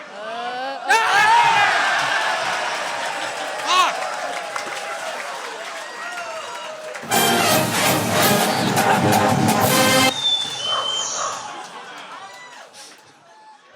My tab just crashed. Oh no. Loading. It's not working. We were to thank our sponsor, Foundry Virtual Tabletop. Their slogan, it works on my machine. It works almost all the time. I'm gonna cry. Dear. I'm gonna cry. Why did I update this right before that session? This map also looks good. Oh, jeez. There's also like... It looks good. Don't worry, buddy. I can This map these looks mushrooms can stand in for the benches. good. Guys, let's all run around. The map looks great. Oh, wow. Look at how the light moves as I move. Look at me dance at the feast. I'm dancing. I'm dancing. Oh. Wait.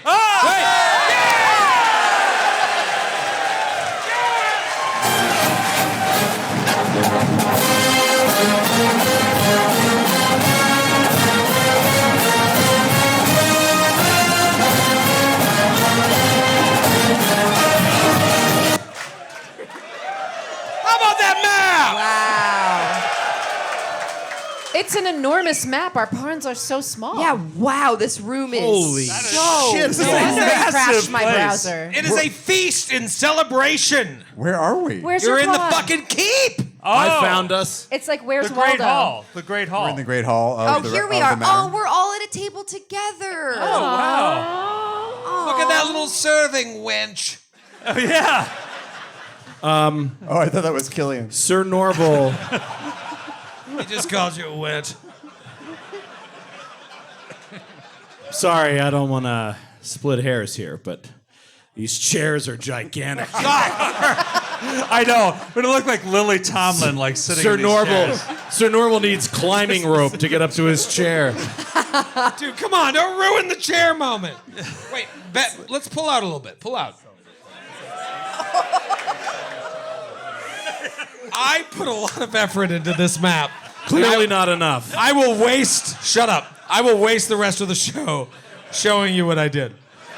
Joe, can you go to the bar area? There is a real cast That's of not characters. a bar, it's a dais, Sydney. Oh my God. The Baron is not serving drinks at the feast to honor the union of his house with the kingdom. Sorry, your map was very clear. That's on me. Clearly a dais, not an L-shaped bar. This It's is a dais just... with- It's literally It's an just... L-shaped dais I with thought it bar was a bar stools with, aligned like- along It's a one edge of fucking it. saloon. I thought there were like 12 bartenders. Yeah.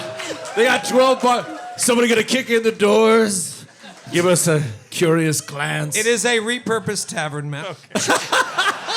Troy, But I felt like it appropriately set the scene for a keep that is not that old. It's a very egalitarian dais Thank where you you. can come up and sit at the bar and Right. converse with your leaders. I forgot there were chairs there.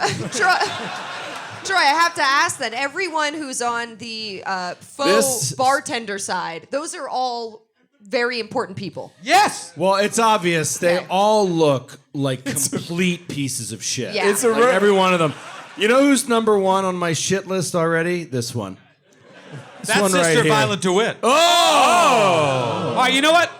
You're getting ahead of this. I have to... Hold on a second. Before we move any further, let's... It's a Rosewood Vale tradition. Are these, by any chance, like, night guardians? Those are Knights of Abadar, I'll have you know. Yeah, those night guardians of Abadar, you know, I'm not that intimidated because they're smaller than a stool. That is a table? That is a table! That is a It's a giant table. that is a foretop? That's a foretop. How dare you? How dare you? That is a I foretop. just think it's a Rosewood Vale tradition that in times of occasion, the nobility just pulls at the bar. Are you going to tell us what the pawns or can we guess? I'd like to. I found the prince. But you're too busy talking about my stools. I'll talk about your stool all day long. I know. Troy. You're talking like you've already had your colonoscopy. Party time. right, shut up. We're never gonna get anything done. Okay. But I'm ready for Toronto. All right, look, Andrew, the owner, creator, CEO of Foundry Virtual Tabletop, sent me this sick package of Pathfinder Andrew. NPC. We love that guy. Thanks, Oh my Andrew. God, he's so great. Proud Clemson grad, by the way. Proud Clemson grad. Oh, Clemson, that's fun. Nowhere's near here. Go Tigers. But so I took some time because you guys made fun of the having Harsk and a gunslinger at the meeting beneath the tavern. I took some time and I looked through like 1,000 photos to find photos that I thought matched the people in this town. So here, fuck my ass. Why won't this work? This is you fuck. I Stop can't show you. yelling fucking in the microphone. I can't show you anybody. Anyways, that's Again, all this of is not your colonoscopy. Can you just zoom in? Zoom in on the dais and I'll tell you who everybody is. Okay, from left to right. Oh, there's a sweet dwarf. Yeah, that's Barvis Tonk. Oh, yeah, that dude's cool. There's a creepy dude right next to him. Is that Lehman Quince? That's Lehman Quinn. Ew. Oh, look at that He's penis. the Penis. Oh, Silver Frond. Ridian Silverfront. Oh, she is intimidating. Next to Ridian Silverfront, someone you haven't met. That's Holy Mother Yolan Meeks. She is the a priestess of Abadar. Do they call her Buzz? Do they call her? What? Buzz Meeks. Come on, man. Little Buzz- LA yeah, Confidential Buzz Meeks. humor. Stop. LA Confidential, come on! Come on. Nobody got that joke. Disappointed in all of you. Yeah. Anyway, she's a Me too, priestess Joe. of Abadar, and she's sitting next to. And she's clearly Brother Ramius. Father. That's Father Selwyn Borvis. Yeah, yes. what a penis. That's probably right. You're probably right. And then next to him is Sister Violet DeWitt. Okay. Yep, she's mean. No, she's just pregnant. She's pregnant. She's just hormonal. She's just hormonal. Yikes. You asshole. That's very sexist. Yikes. Joe, that was so rude. That was I didn't so do it. rude. It's not my fault. It's not my fault. No light speed. No light speed? All right, I started to run out of pawns, but that's Willow Montrose. Okay. Is she cute? Yeah. Nope. You know who that guy is next to her? The Baron? Baron? The Baron. Damn right. Wow. Yeah. Look at that badass it. motherfucker. Yeah, that's cool. That's And that's scary. the Baroness. Baroness, okay. Yeah. Oh, okay. I mean, isn't it amazing that I found these pawns? Like they all sort of match. Yeah, this Yeah. is the vibe. Yes, Really Troy, That's you're a very Beatrix? talented individual. All right. This is Beatrix, right. That is Beatrix. Now, and this is Harry Kane. Prince Harry Harry. Kane. Harry Kane. He's Prince extremely Harry. heterosexual. Yes. Would you just look at how heterosexual And that who- guy is? can't wait to bang chicks. And then who? Who was that? That is Sir Donald Kane. Oh. Yes. One of our own. Oh, the And then knight. standing in front of the dais, sort of like in front of Donald Kane and in front of Lady Beatrix and Prince Harold, are these two knights of Abadar. There's lots of other people in this room. Some of them have been copy pasted. No, let's go one by one. Nope. This one. Who? What's her name? That's Sir Norval can tell you. that's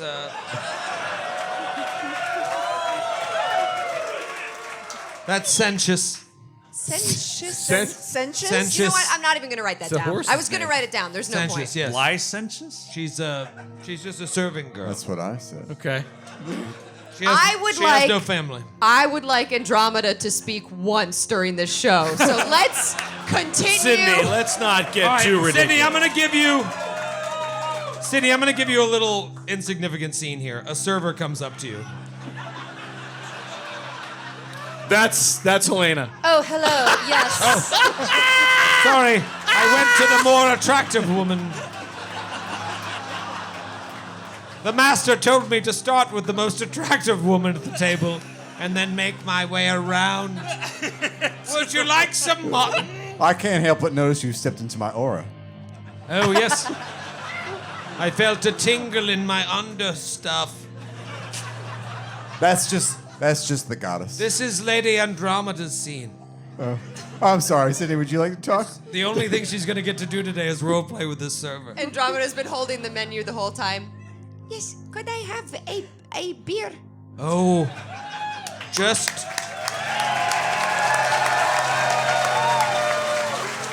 a Get beer. him, Tiger. Get him, Tiger. A beer. No, we're out. The feast just started. Just the water. Ask one of your 12 bartenders. No. They are the Killian, royalty. it's okay. What? Just the water. A water. Oh, none of that here. I have to go to the bathroom. Oh, I'm sorry. We're fresh out. You'll have to go poop in the hole outside. What time does the feast start? The feast has already begun. This was great. Thank you so much for the. I'm. Wow. I'm stuck. Save it, kid. Save it. Ask Sydney about the jersey she's wearing. What is the jersey you're wearing, mistress? This is Torque. Fucking first baseman. Really coming up this year. So yeah, doing real well this year. Am I right? He's batting .244 on the season. It's pretty good. It's coming up. Can I get you anything else, or can we move on? I'm done. All right. I'm not glad we had this talk. And he moves away. Bye. What's his name? Yeah, we could have asked his name. Oh, I forgot. What's your name? His name is Crew Smith. I don't care anymore. You're sitting at this table. There are a collection of nobles, guards, town guard. Not many Knights of Sidana. They're still trying to figure that out. It's a rebuilding here. There are Knights of Abadar, about half a dozen, I said. Some nobles, It's easy some to soldiers. be a Knight of Abadar. Oh? No, it's easy. If you're a knight, it's easy to be a Knight of Abadar. Why would Why? you say that? There's a lot more worshippers of Abadar. I'm a rare breed. Are you saying this out loudly at the table? No. Oh, okay. Are you in your cups? What are you guys talking about at the table here? And make it quick. Please We don't have to talk about the tarp. The tarp is fine and I secured it. Let's move on. You really are a model of civic wizardry.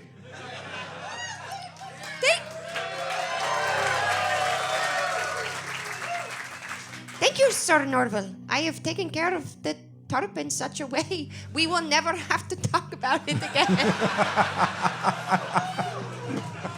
That's how good of a civic wizard I am. Yeah, Andromeda, this is not a prank at all, but it is tradition in Rosewood Vale to go order a drink from the dais. Oh, is that true? And Yes, she goes- looks at Killian and Helena. Killian is looking at the horrifying old woman that just approached the table. Oh no. This He draws Baba his great Yaga sword. looking lady. No. Holy Mother Yolan Meeks sidles up to Helena. Oh, God. Sorry. Oh, God. I was just speaking with your priest and priestess, and they said that you were a holy sister of, how do you pronounce it? Sidunu? So close. Sidana. Sidana. How do you What a pronounce funny your god? name. Abafat. Abafart? Nice. Nice. Nice. Fucking got her. Yeah. Nailed it.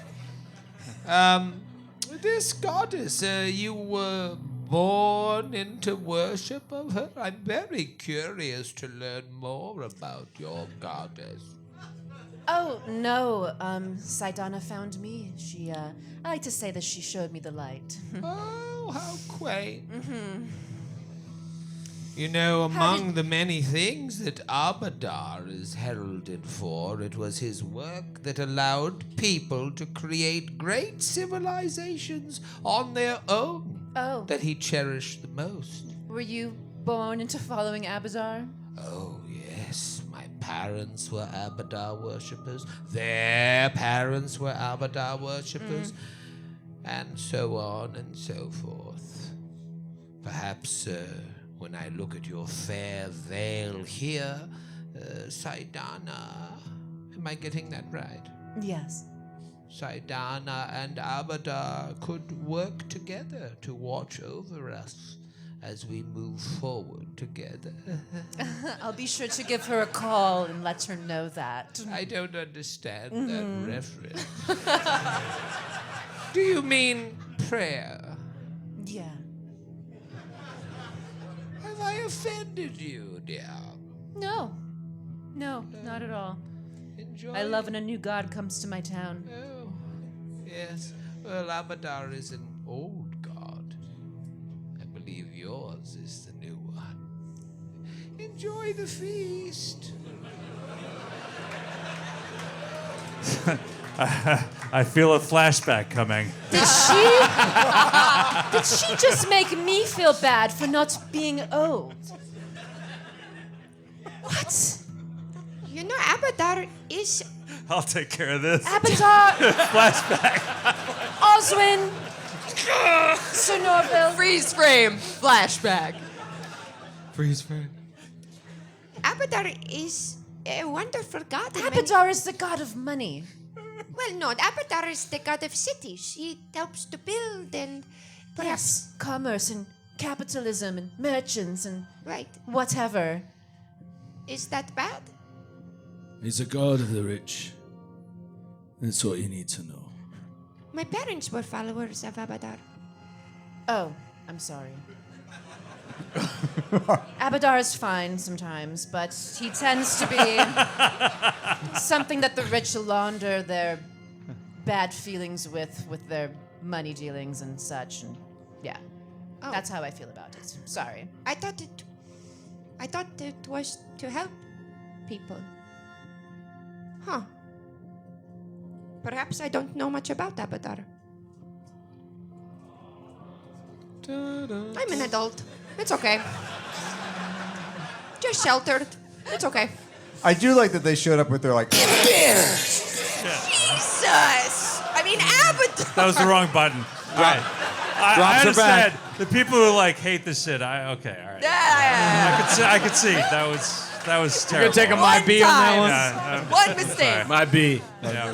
My B, That was on dog. me. Well, she does have lightning scars on her face. So Oh, yeah. There you go. All right. Lightning. the feast continues. We have a curfew. I'd like to keep. Maybe we talk quietly at the table after what's her face leaves. What is her name? Holy Mother Yolan something. You Meeks. You Baba. You, Baba. Baba. Yolan Meeks. Maybe we do talk quietly about keeping our eye on the dais, just kind of watching everyone's interactions, purposefully paying more attention to them. Just to see if we see anything weird. The feast continues. There is revelry, good food, good drink.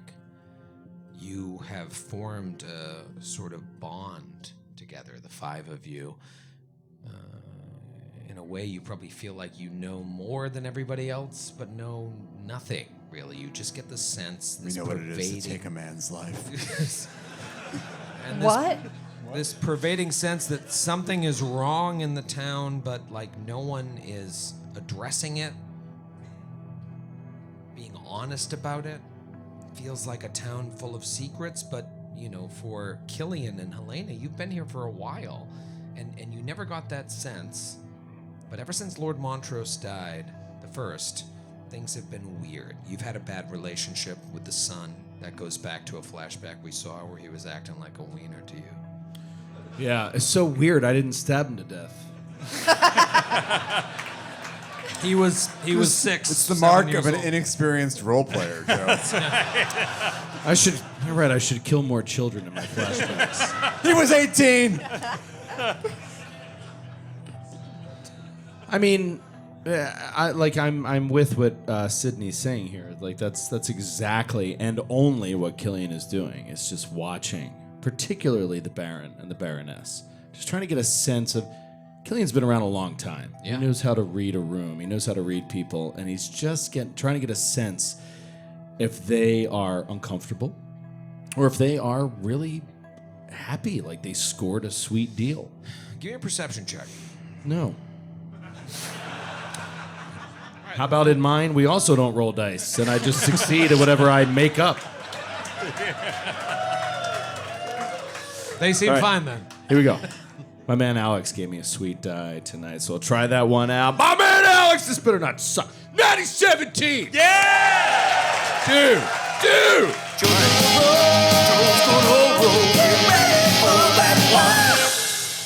That is 26. Nice. Perception. 26 perception. Just trying to read, particularly the Baron and the Baroness. All right, so you're watching them, and you get the sense that. Also, Okay. question, overall, I think this is something we should kind of know. It's his Is turn to she talk not pregnant anymore? Oh no, she's still pregnant. All right, so she seems totally pregnant. Yeah. Okay. She's totally preggers. Are you gonna be mean to her too?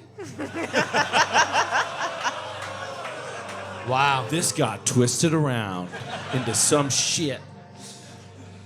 You watch them throughout the night, making polite conversation with your weird friends. And you get the sense that even in front of, these knights and nobles, without really knowing what their station is in the kingdom, these like low-level soldiers, you know that the outriders have not been invited to this feast. They are outside. I don't know if you've had a chance to check. How they like my whiskey now? But you see the Baron and the lady, they seem very tense, and you attribute it to them trying to appear worthy and regal. Okay. Like they want to appear like they know what they're doing. But it doesn't appear you like- make fun of their shitty tavern turned keep, but like Yeah. they want It's a shitty tavern turnkey. Right. They know So they're not, it doesn't look like they hate what's happening here. No. It looks like they're trying to play the part. Yeah, I mean, maybe you notice a little bit of a stoic nature of the Baroness. She doesn't want this, but she understands things must be done. Okay. You do see that Lady Beatrix and Prince Harold seem to be getting on well. They're like maybe smiling at each other and laughing. Look at his fucking mustache. Oh! You can't even call it like a goatee. Oh! Seems like he grew the mustache that the Baron could not. Oh. Wow. Scroll over a little bit. Other way. Other way. Yeah. Conspicuously mustacheless. Badass Looks dude. like he's about to raise a barn. Harrison Ford passes him up a glass of lemonade. I'm just going to say, real quick side note, I don't think it needs a perception check. This guy is going to kill everyone in the room.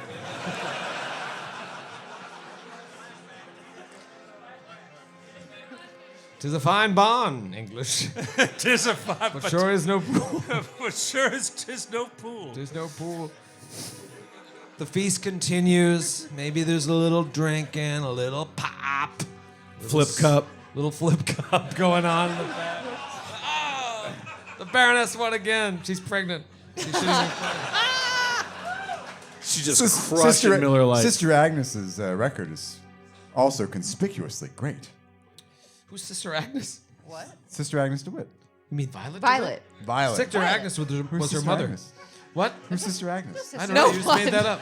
You're embarrassing yourself. Yeah. You sound like a damn fool. I knew her as Agnes. Maybe you didn't know her as well as Matthew did. Can I get some like tavern music? They bring a bard in, the only bard will allow in this adventure. And the bard is like, shabba-dabba-dabba-bee-ba-da-bee-ba-da-boo-ba-ba. The bard is playing Does he devil. does he play the Devil Went Down to Georgia? Everyone hates a bar. Ding, ding, ding. Everyone hates a bar. Does he stand up on the bar? I mean ding, the dais, and do they fiddle through his legs? Sugar-doo-goo-doo-goo-boo. Oh, wait a minute. Troy's not allowed to get on the table anymore because we spilled beer and broke his laptop. We This did laptop, not do that. I had to buy after the Nashville show. Yeah. You don't have it? It's I don't care. I'm not going to waste showtime if you don't have a good bard song. too bad I'm not playing a bard in this It campaign. takes time. Could really there's knock it out internet of the loading. park. You're really embarrassing yourself in front of 800 Oh, people. I think I almost got it. I'm so close. So close. Stop looking at my screen. There What it is. are you typing? I did my best, but I guess my best wasn't good. enough. Perfect. Don't worry about it. That's right. They start blasting Peebo Bryson. They just start like. All right, so third level bard Peebo Bryson. I did my best. That man is at least an 8th level bard. It's like it's gone from a weird, awkward, thank you, so like kind of somber situation. You know, people start drinking. You ever feel bad and you start drinking and then you feel good? Yeah, I know that. That's feeling. what happens at this party. Yeah, all right. What happens? To alcohol. The root of and solution to all of our problems. I did my best. And everyone's kind of having a good time. You've had some wine, you've had some mutton, you made some new friends, maybe some awkward situations, and then there's like record scratch, screams coming from the entryway. Just started the music. Stop the music. Stop the music. There's a big commotion. You hear shing, shing, swords being unleashed, and you all look over towards the entryway, and it takes like a second to try and figure out what's going on because people are up and they're dancing, they're doing this, and then like all of your eyes dart back to Killian. And Killian, you don't see yet. From where you're sitting or standing, you look out and you hear your wife's voice. Killian! Killian! Killian! Sir Norval draws his sword. Swing! Andromeda He jumps up. I mean, kicks looks back, toward yeah. that direction. Andromeda does what? He also kicks back and jumps up. Hands flayed, fingers splayed. Yeah, and Oswin obviously jumps, like kicks out his enormous stool from behind him. Dude, that stool.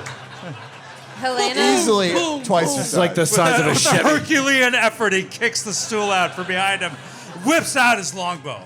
Helena finishes her wine and stands up calmly. Oh, we're standing now. What was that?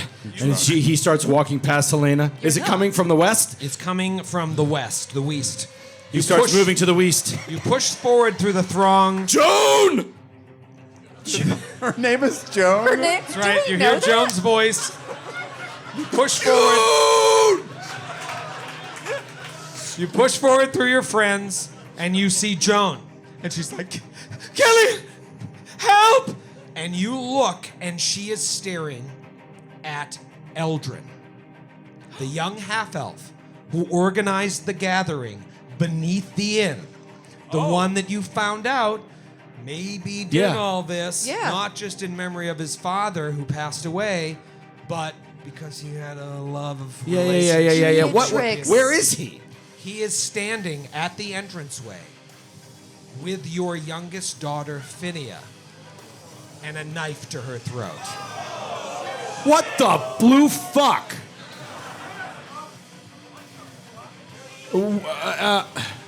Killian! And he's just standing there. He runs up. He doesn't have a blade in his hand yet. He runs up and he's. That's far enough! What the fuck are you doing? You This- madman! This farce ends tonight. I will not stand idly by while this town disgraces itself so. Point blade pushing against your young daughter's neck, the same daughter that was sick at the beginning of this. Not Baith, but Phinia. Lady Beatrix stands up from the dais. Eldrin! What are you doing? Standing next to her betrothed. Eldrin says, "My lady, I'm sorry. I loved you. I still love you, but this is larger than our love. Your father dishonors himself. Dishonors you, dishonors the memory of his father and all the people who made Rosewood Vale what it is." Baron Montrose stands up and says, "Guards, bring me that man's head." Wait. And Killian's just trying to like hold everybody back while he's got his daughter in a position like this.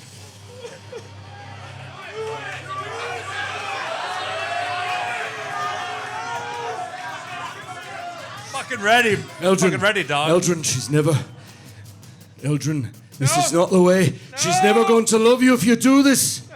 She's never going to come to you if you kill a child. No. I have to do something drastic so you understand. Well, then take me. Take me. Slice my throat if you need to send a message. Leave the child, you fool. I'm not a bad man. I know you're not a bad man. I know you're not. I know what you think is happening here, but this is not going to solve it. It's not. There's pain. There's pain inside of me. Baby, it's going to be okay. You're going to be all right. And he's looking at Phinia. She's just like, You're going to be okay. Just stay still. Just stay still. the dagger you drove into the heart of Rosewood Vale is a dagger into the hearts of all of us. And What would you have me do? He's like slowly walking toward her. Slowly walking toward her. No, He's stand like, back. You let her go. You let her go. And perhaps what you want to happen happens. Perhaps it happens tonight. What do I want? And his eyes widen. What do you want? What do I want? Perhaps we say no to the whole damn thing. Perhaps we say no. Perhaps we say we're not done what they say. We don't do what the Baron says. Perhaps we say that this is our town. Perhaps we say we take back what's ours. What's rightfully ours. Perhaps you let her go, and that's the most heroic thing you've ever done, because you did what needed to be done to take back the town, to do what's right. And he looks back at Oswin.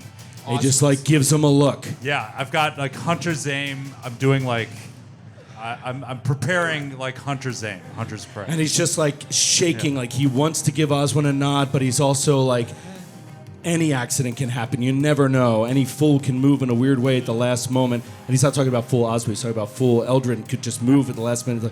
You know, things are unpredictable. He knows Oswin's an amazing shot, but he's kind of looking back at him, and he looks at him wide-eyed, and he just thinks about it for a moment, and then just nods. Knowing that Oswin will make the right call. Okay. And he starts slowly walking forward, and he's like, come with me, brother. No. And Join me. You look towards the dais, and you have now spoken out against the Baron. Yeah. Against his decision. Yeah. In front of the prince, in front of Sir Donald Kane, in front of the nobles, in front of the soldiers, and the knights of Abadar, the retinue of the kingdom. And he says, all right. You're right. Yes. You're right, Killian. You have finally seen the truth. But they haven't. And now they will. No. He releases. Oswin! I'm gonna take the shot. And he stabs himself in the chest. Oh! He stabs himself in the chest as your shot hits him in the eye. And Killian runs to Phinia. And he falls to the ground, and the dagger is right in his heart, the same dagger that he held at your daughter's neck. And he's just, the life is going out of his eyes. Sir Donald stands up. What is the meaning of You this? damn fool! Has the young lady suffered, given her maidenhood to this Cretan?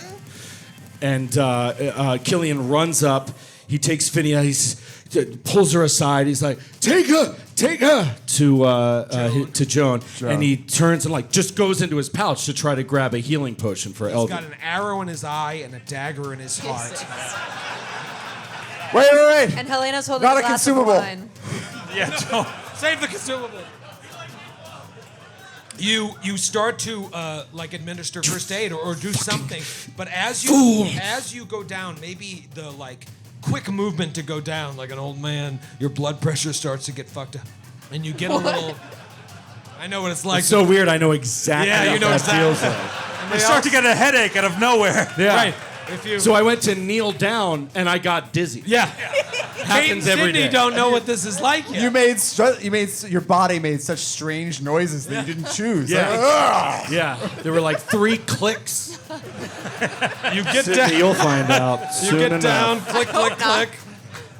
Click, click, click. Click, click, click. You try to. You're like your goal here is to maybe pour a potion, maybe administer first aid, but like you get dizzy. You get dizzy in such a way that like you feel like a thin haze has started to fill the room, but it doesn't just affect you. It affects Andromeda.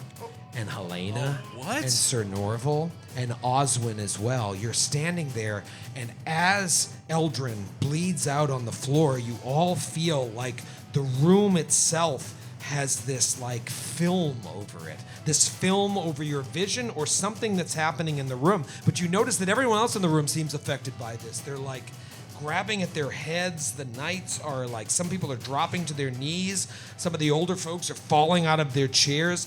You're taken back to that moment in the Mistwood when you saw that dead ewe on the edge of the pond. where everybody turns on everybody? And you felt compelled to like start killing each other. And there's this like blood rage for a moment that enters your veins.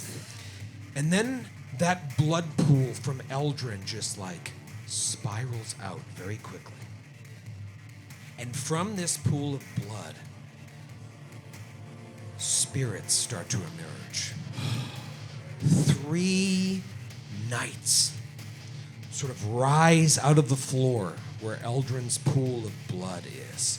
They're like hovering inches above the floor, covered in this sickly green hue. They point around the room. Lehman Quince, your treachery will be known. And as they say that, you hear this sickening sound from somewhere in the room, like, and you turn towards that sound and you see one of the city guards has stuck their short sword directly into the back of one of the Knights of Abadar. And it's like, come out the other side. And the guy's like, what the fuck? Wait, one of these spirit knights? No. A One city of the guard. Rosewood Regular Vale. ass city guard. Regular ass. Ass. Regular ass. From the other side of the room, you hear, whoom, and you see one of the King's Guard, one of these knights, just whoom, lops the head off a serving girl. Oh my God. And the serving girl's head just kind of rolls towards your table, looks up at you. We didn't even know her name. And then just carnage, sounds of carnage throughout the room as these phantom knights approach you. Want to go a little bit long? Oh, man, do you want to go a little long? So gird your loins, 'cause we're going long, going long, going long. So gird your loins, 'cause we're going long. Roll for initiative! Let's fucking go! Roll, make a roll for initiative. Fuck. I actually don't think we should go long. Yeah, let's just. You know what? Scrap On it. second thought. Scrap Never it. mind. Let's not go long. I'm tired. Let's go home. On second Why thought, go let's long? not go to Camelot.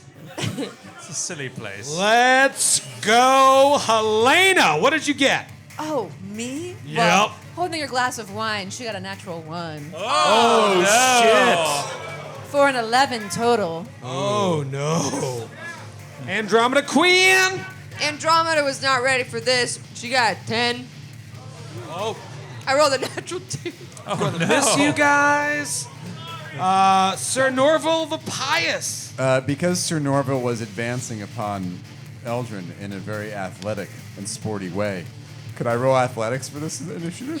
You. Sure. What? Forward beard. 16. Oh, nice. I knew it was shitty. Natural 4. Jesus, that's a 1. Oh my God. Oswin. 19. Nice. Killian Dongwall. Let me explain something to you about Killian fucking Dawnwall. Who gave me the anxiety die? Heyo. Heyo. This is a die with such rounded edges that it rolls for 8 minutes. As I watched it bip and bop around my table, I saw a 9 come up. And I was like, huh, okay. And at the last second, it went boop. Natty 19. Yeah! 28, bitch. Yeah! Let's go. Killian is ready. He knew something was fucked up was going to happen at this thing. Probably because there was a map. Telltale sign. Round 1. Killian Donwall. Oh, baby! Killian! What is this sweet D20 behind you? Does that mean you're going first? I have no idea. This is the update. Oh, This is the update. Oh, that's awesome. Look at that. That's fun. Interesting. Look at There that. he is. God, he's such a stud. Okay, so obviously, just moments prior to this, he had made sure his daughter was okay, and put her into the arms of his wife. The ghosts rise. Joan. What? No, I'm saying Joan, his wife Joan. Oh yeah, his wife Joan. I believe it's pronounced Joan. No, I think it's Joan. Jowne, right? Joan. Is it? I forgot about that. Is it spelled Jawn? Whoa. Pronounced. Wait, I just put that up for you. Leave it there. Oh yeah. That's what you're fighting. They're floating just Wait, above we're the fighting them? Maybe I'm not. What? Maybe they're on our side. All right, tell me what you want to do. Hey, it's your turn. I would be very interested to learn of Sir Layman's treachery. Yeah, exactly. Let's go. I mean, in. like, Can you just tell us? Your daughter is about 15 feet away. She had a knife to her neck moments ago. The man that tried to, that kidnapped her, just killed himself. These phantoms have risen. yeah. I get Don't it. be a hero. I get it. You know what? I'm not going to be swayed by what you said. I'm going to go with my initial instinct. Okay. My instinct in this moment, when they rose up, I felt like these were the original knights of our town. I felt like these were the people that were betrayed in one way or another. The Lehman Quince sort of like your betrayal. He fucking hates Lehman Quince. He kind of like he sides with these things in the moment. And so the first thing that he's going to do is obviously he's going to draw his greatsword. Swing, he pulls that out, and then he. Oh my God, I'm having technical issues. But he pulls that greatsword out, and then he. You don't think your greatsword was already out? I don't want you to handicap yourself in typical Joe. No, fashion. because he was he didn't want to have a weapon in his hand when he was trying to talk down the Okay. guy. And so, wait a minute, this is interesting. Sorry, just give me a second because this came. Ooh, this is fucking interesting, man, isn't it? Oh God. Yeah. Let's Want to do a quick flashback? Let's do a flashback, kill them all before they became ghosts. I think that actually did happen. It might have been. Yeah. Might have happened, yeah. Why don't you just do something? Yeah, Do you want to hold? do anything. You want to delay? You want to delay? He's so mad. Yeah, shit. All right.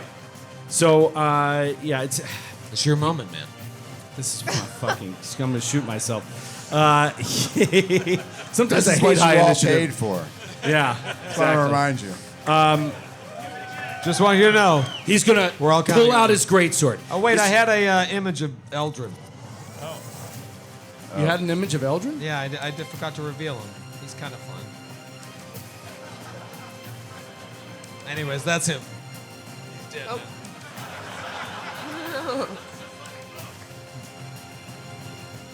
What do you want to do? He is going to draw out his greatsword. He's going to look at these ghosts, and he's going to say, "Let's kill them all." And he's going to turn around, reach into his pouch, pull a potion, a quick fucking elixir thing, a quick alchemy elixir, and he's going to shake this thing. It pops into this like greenish color, and he drains this mutagen. And he's gonna, and all of a sudden he starts like, and his skin starts to turn into dragon scales. And his eyes start to sharpen into like dragon eyes. And he cricks his neck and blinks and looks back toward Lehman Quince and turns his back on the ghosts, kind of trying to make them think he's on their side, at least for the moment. And this elixir is going to give him a huge boost to AC. And when he needs to use it, a huge burst to speed, which in this big open room I think could really help. So that's what he's going to do. You guys haven't seen this before. Like he just changes shape almost. It is one of the Phantom Knight's turn. Kill them all. Yes. He strides up to you and strikes. Oh. Real clever, Troy. Did you think? Buy did you it, I think it was guess. going to go any different? Yeah. Way to role play with the ghost. Maybe I thought he'd make an interesting choice. Maybe we can join the baddies and kill them all with them. Oh, you're fucked. 30. Oh. 30. Yeah, that's a hit. Not a crit. Nah. All right, not bad. Just almost maximum damage. Oh, no. 14 points of slashing damage. So wait, and how do they? Do I have a reaction at this moment? If you want it, what are you thinking? Okay, so that triggers my retributive strike. Yeah. But you haven't gone yet. Trigger is an enemy Doesn't matter. damages your ally, and both are in my aura. The effect is you get resistance 6 to this damage. Ooh. And I would get a strike if it's against it if it was in my range, but I do not. Okay. All right, so take 6 off that damage. What I say? 14. 14, so you get take 8. 8 points of damage. Okay. 8 slashing. And then you know what? For shits and gigs, I'll strike you again. And they're ethereal. Are they incorporeal, and they can just hit me like that? Yeah, they can just hit you like that. Okay. They have like a phantom sword in their hand, and they strike you, and you feel it almost slices straight through your So body. does it do spirit damage or slashing damage? It's spirit damage. Okay. Yeah. Yeah, let's call it spirit damage. Yeah, just because I didn't know, does it feel like I can hit them back? Is my question. Yeah. Yes, but you feel like they're probably going to have some sort of resistance. I don't know how many phantoms you've fought, and it misses with its second attack Sweet. with the 13. It strides up to you, and now it is Oswin's turn. Oswin, you just put a arrow in the eye of this young man who is threatening your new best friend's daughter's life, but he killed himself at the same exact time. Right. Yeah, he's frustrated being robbed of a kill and the resulting XP. He pulls, it's like, shoom, like immediately, draws another, arrow and, boom, fires it. He hunts prey at the one that just attacked Killian. And he's going to do Hunter's Mark. Okay. On them. That is a 25 to hit. That is a hit. Nice. That's 19 points of damage. Woo! Nice. Is your bow magical? Yes. I believe you. No, it is. I think actually it might. Yes. +1 longbow. All right. Yes. Very important. Very important. All right, so you said 19 points of damage. Doesn't look like all of it gets through, but a lot of it gets through. Are you done? Yeah, because I hunted prey and then I did Hunter's Aim. So that's 3 actions. It is another Phantom Knight's turn. It strides. It kind of floats over to Sir Oswin and attempts to strike you with its phantom sword. I'm using a Christmas die that somebody gave me. 28 to hit. That hits. Sure Son does. of a bitch. 13 points of spirit damage. Ooh. And then I'll swing once more. Here comes the nat 20. I can feel it. I lied. But now, Sir Norval, it is your turn. Sir Norval is going to take a step to focus fire here. Okay. And he's going to swing at the one that is menacing Killian. Mm-hmm. I'm gonna dap the cat. You gonna dap that cat? Dap that cat! There's not been a lot of cap tapping. I mean, it's better. No, better. No. 15 to hit. Oh, gross. So sorry the way you embarrassed yourself in Michigan. Yeah, me too. Okay, and then I will raise shield. Racial brings up his shield to try and stave off these horrible phantoms. Actually, you know what? No, I'm going to cast Shields of the Spirit. Oh. Which effectively raises my shield. Is it a one action, John? Yes. Okay. And all of a sudden, as I raise the shield, all these spirits kind of spring out of the shield itself. Spirits of knights. You might say they're holy spirits. Oh.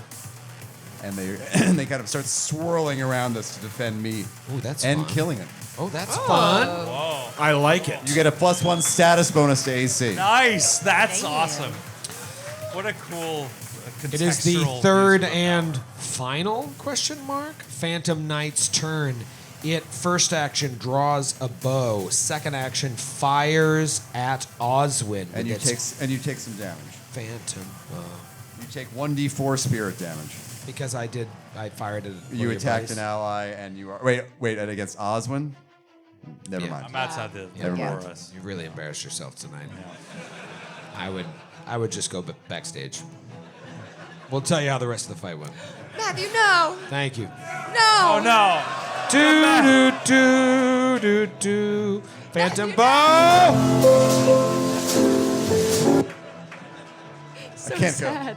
26 against Oswin's AC. That is a hit. Here comes some spirit damage. Poop! 6 points of spirit Yeah, I damage. could withstand that. Try one more. Nope, miss. So these guys are only getting one hit off. It is now Helena's turn. I want to pull a Joe right here and just go, this sucks. This sucks. You guys are so far away from me. Yep. So Yep. I have 30 feet of movement. I want to cast Bless. I can only move like kind of pretty much right up to the edge of Sir Norval's aura, which Dope. Bless for the first round is only a 15-foot emanation. Okay. But I do want to cast it in case you guys want to take a step back or something. And then also like sustain it the next round to make it bigger. Nice. But Cool. in order to do that, you need to start it.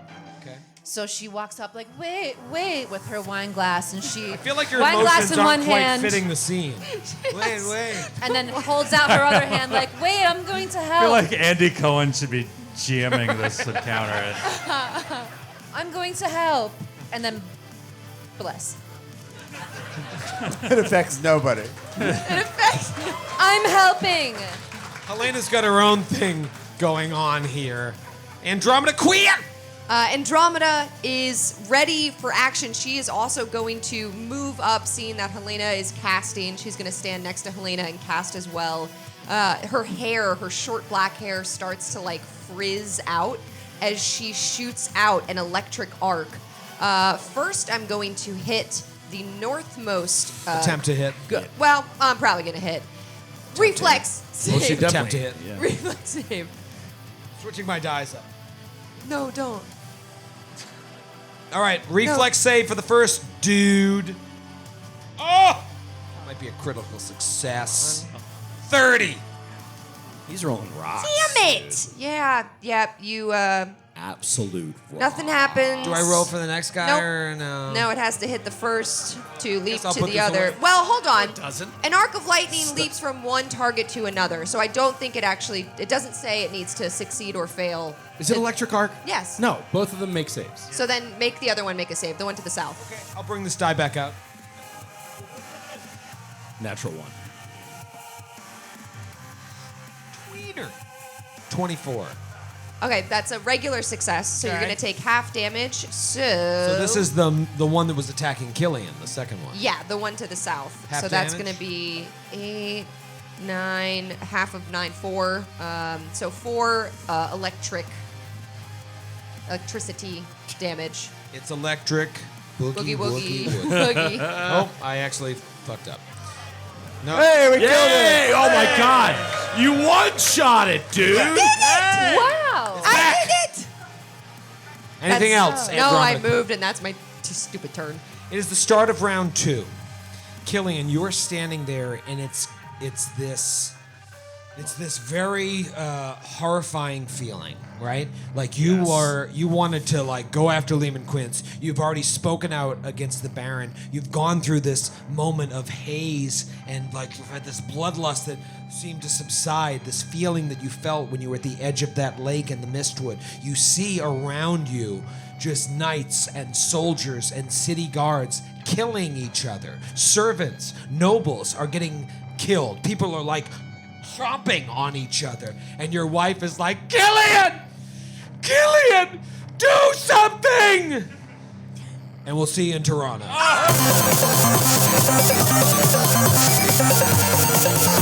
Thank you, Ann Arbor! Thank you, everyone! Thank you, guys!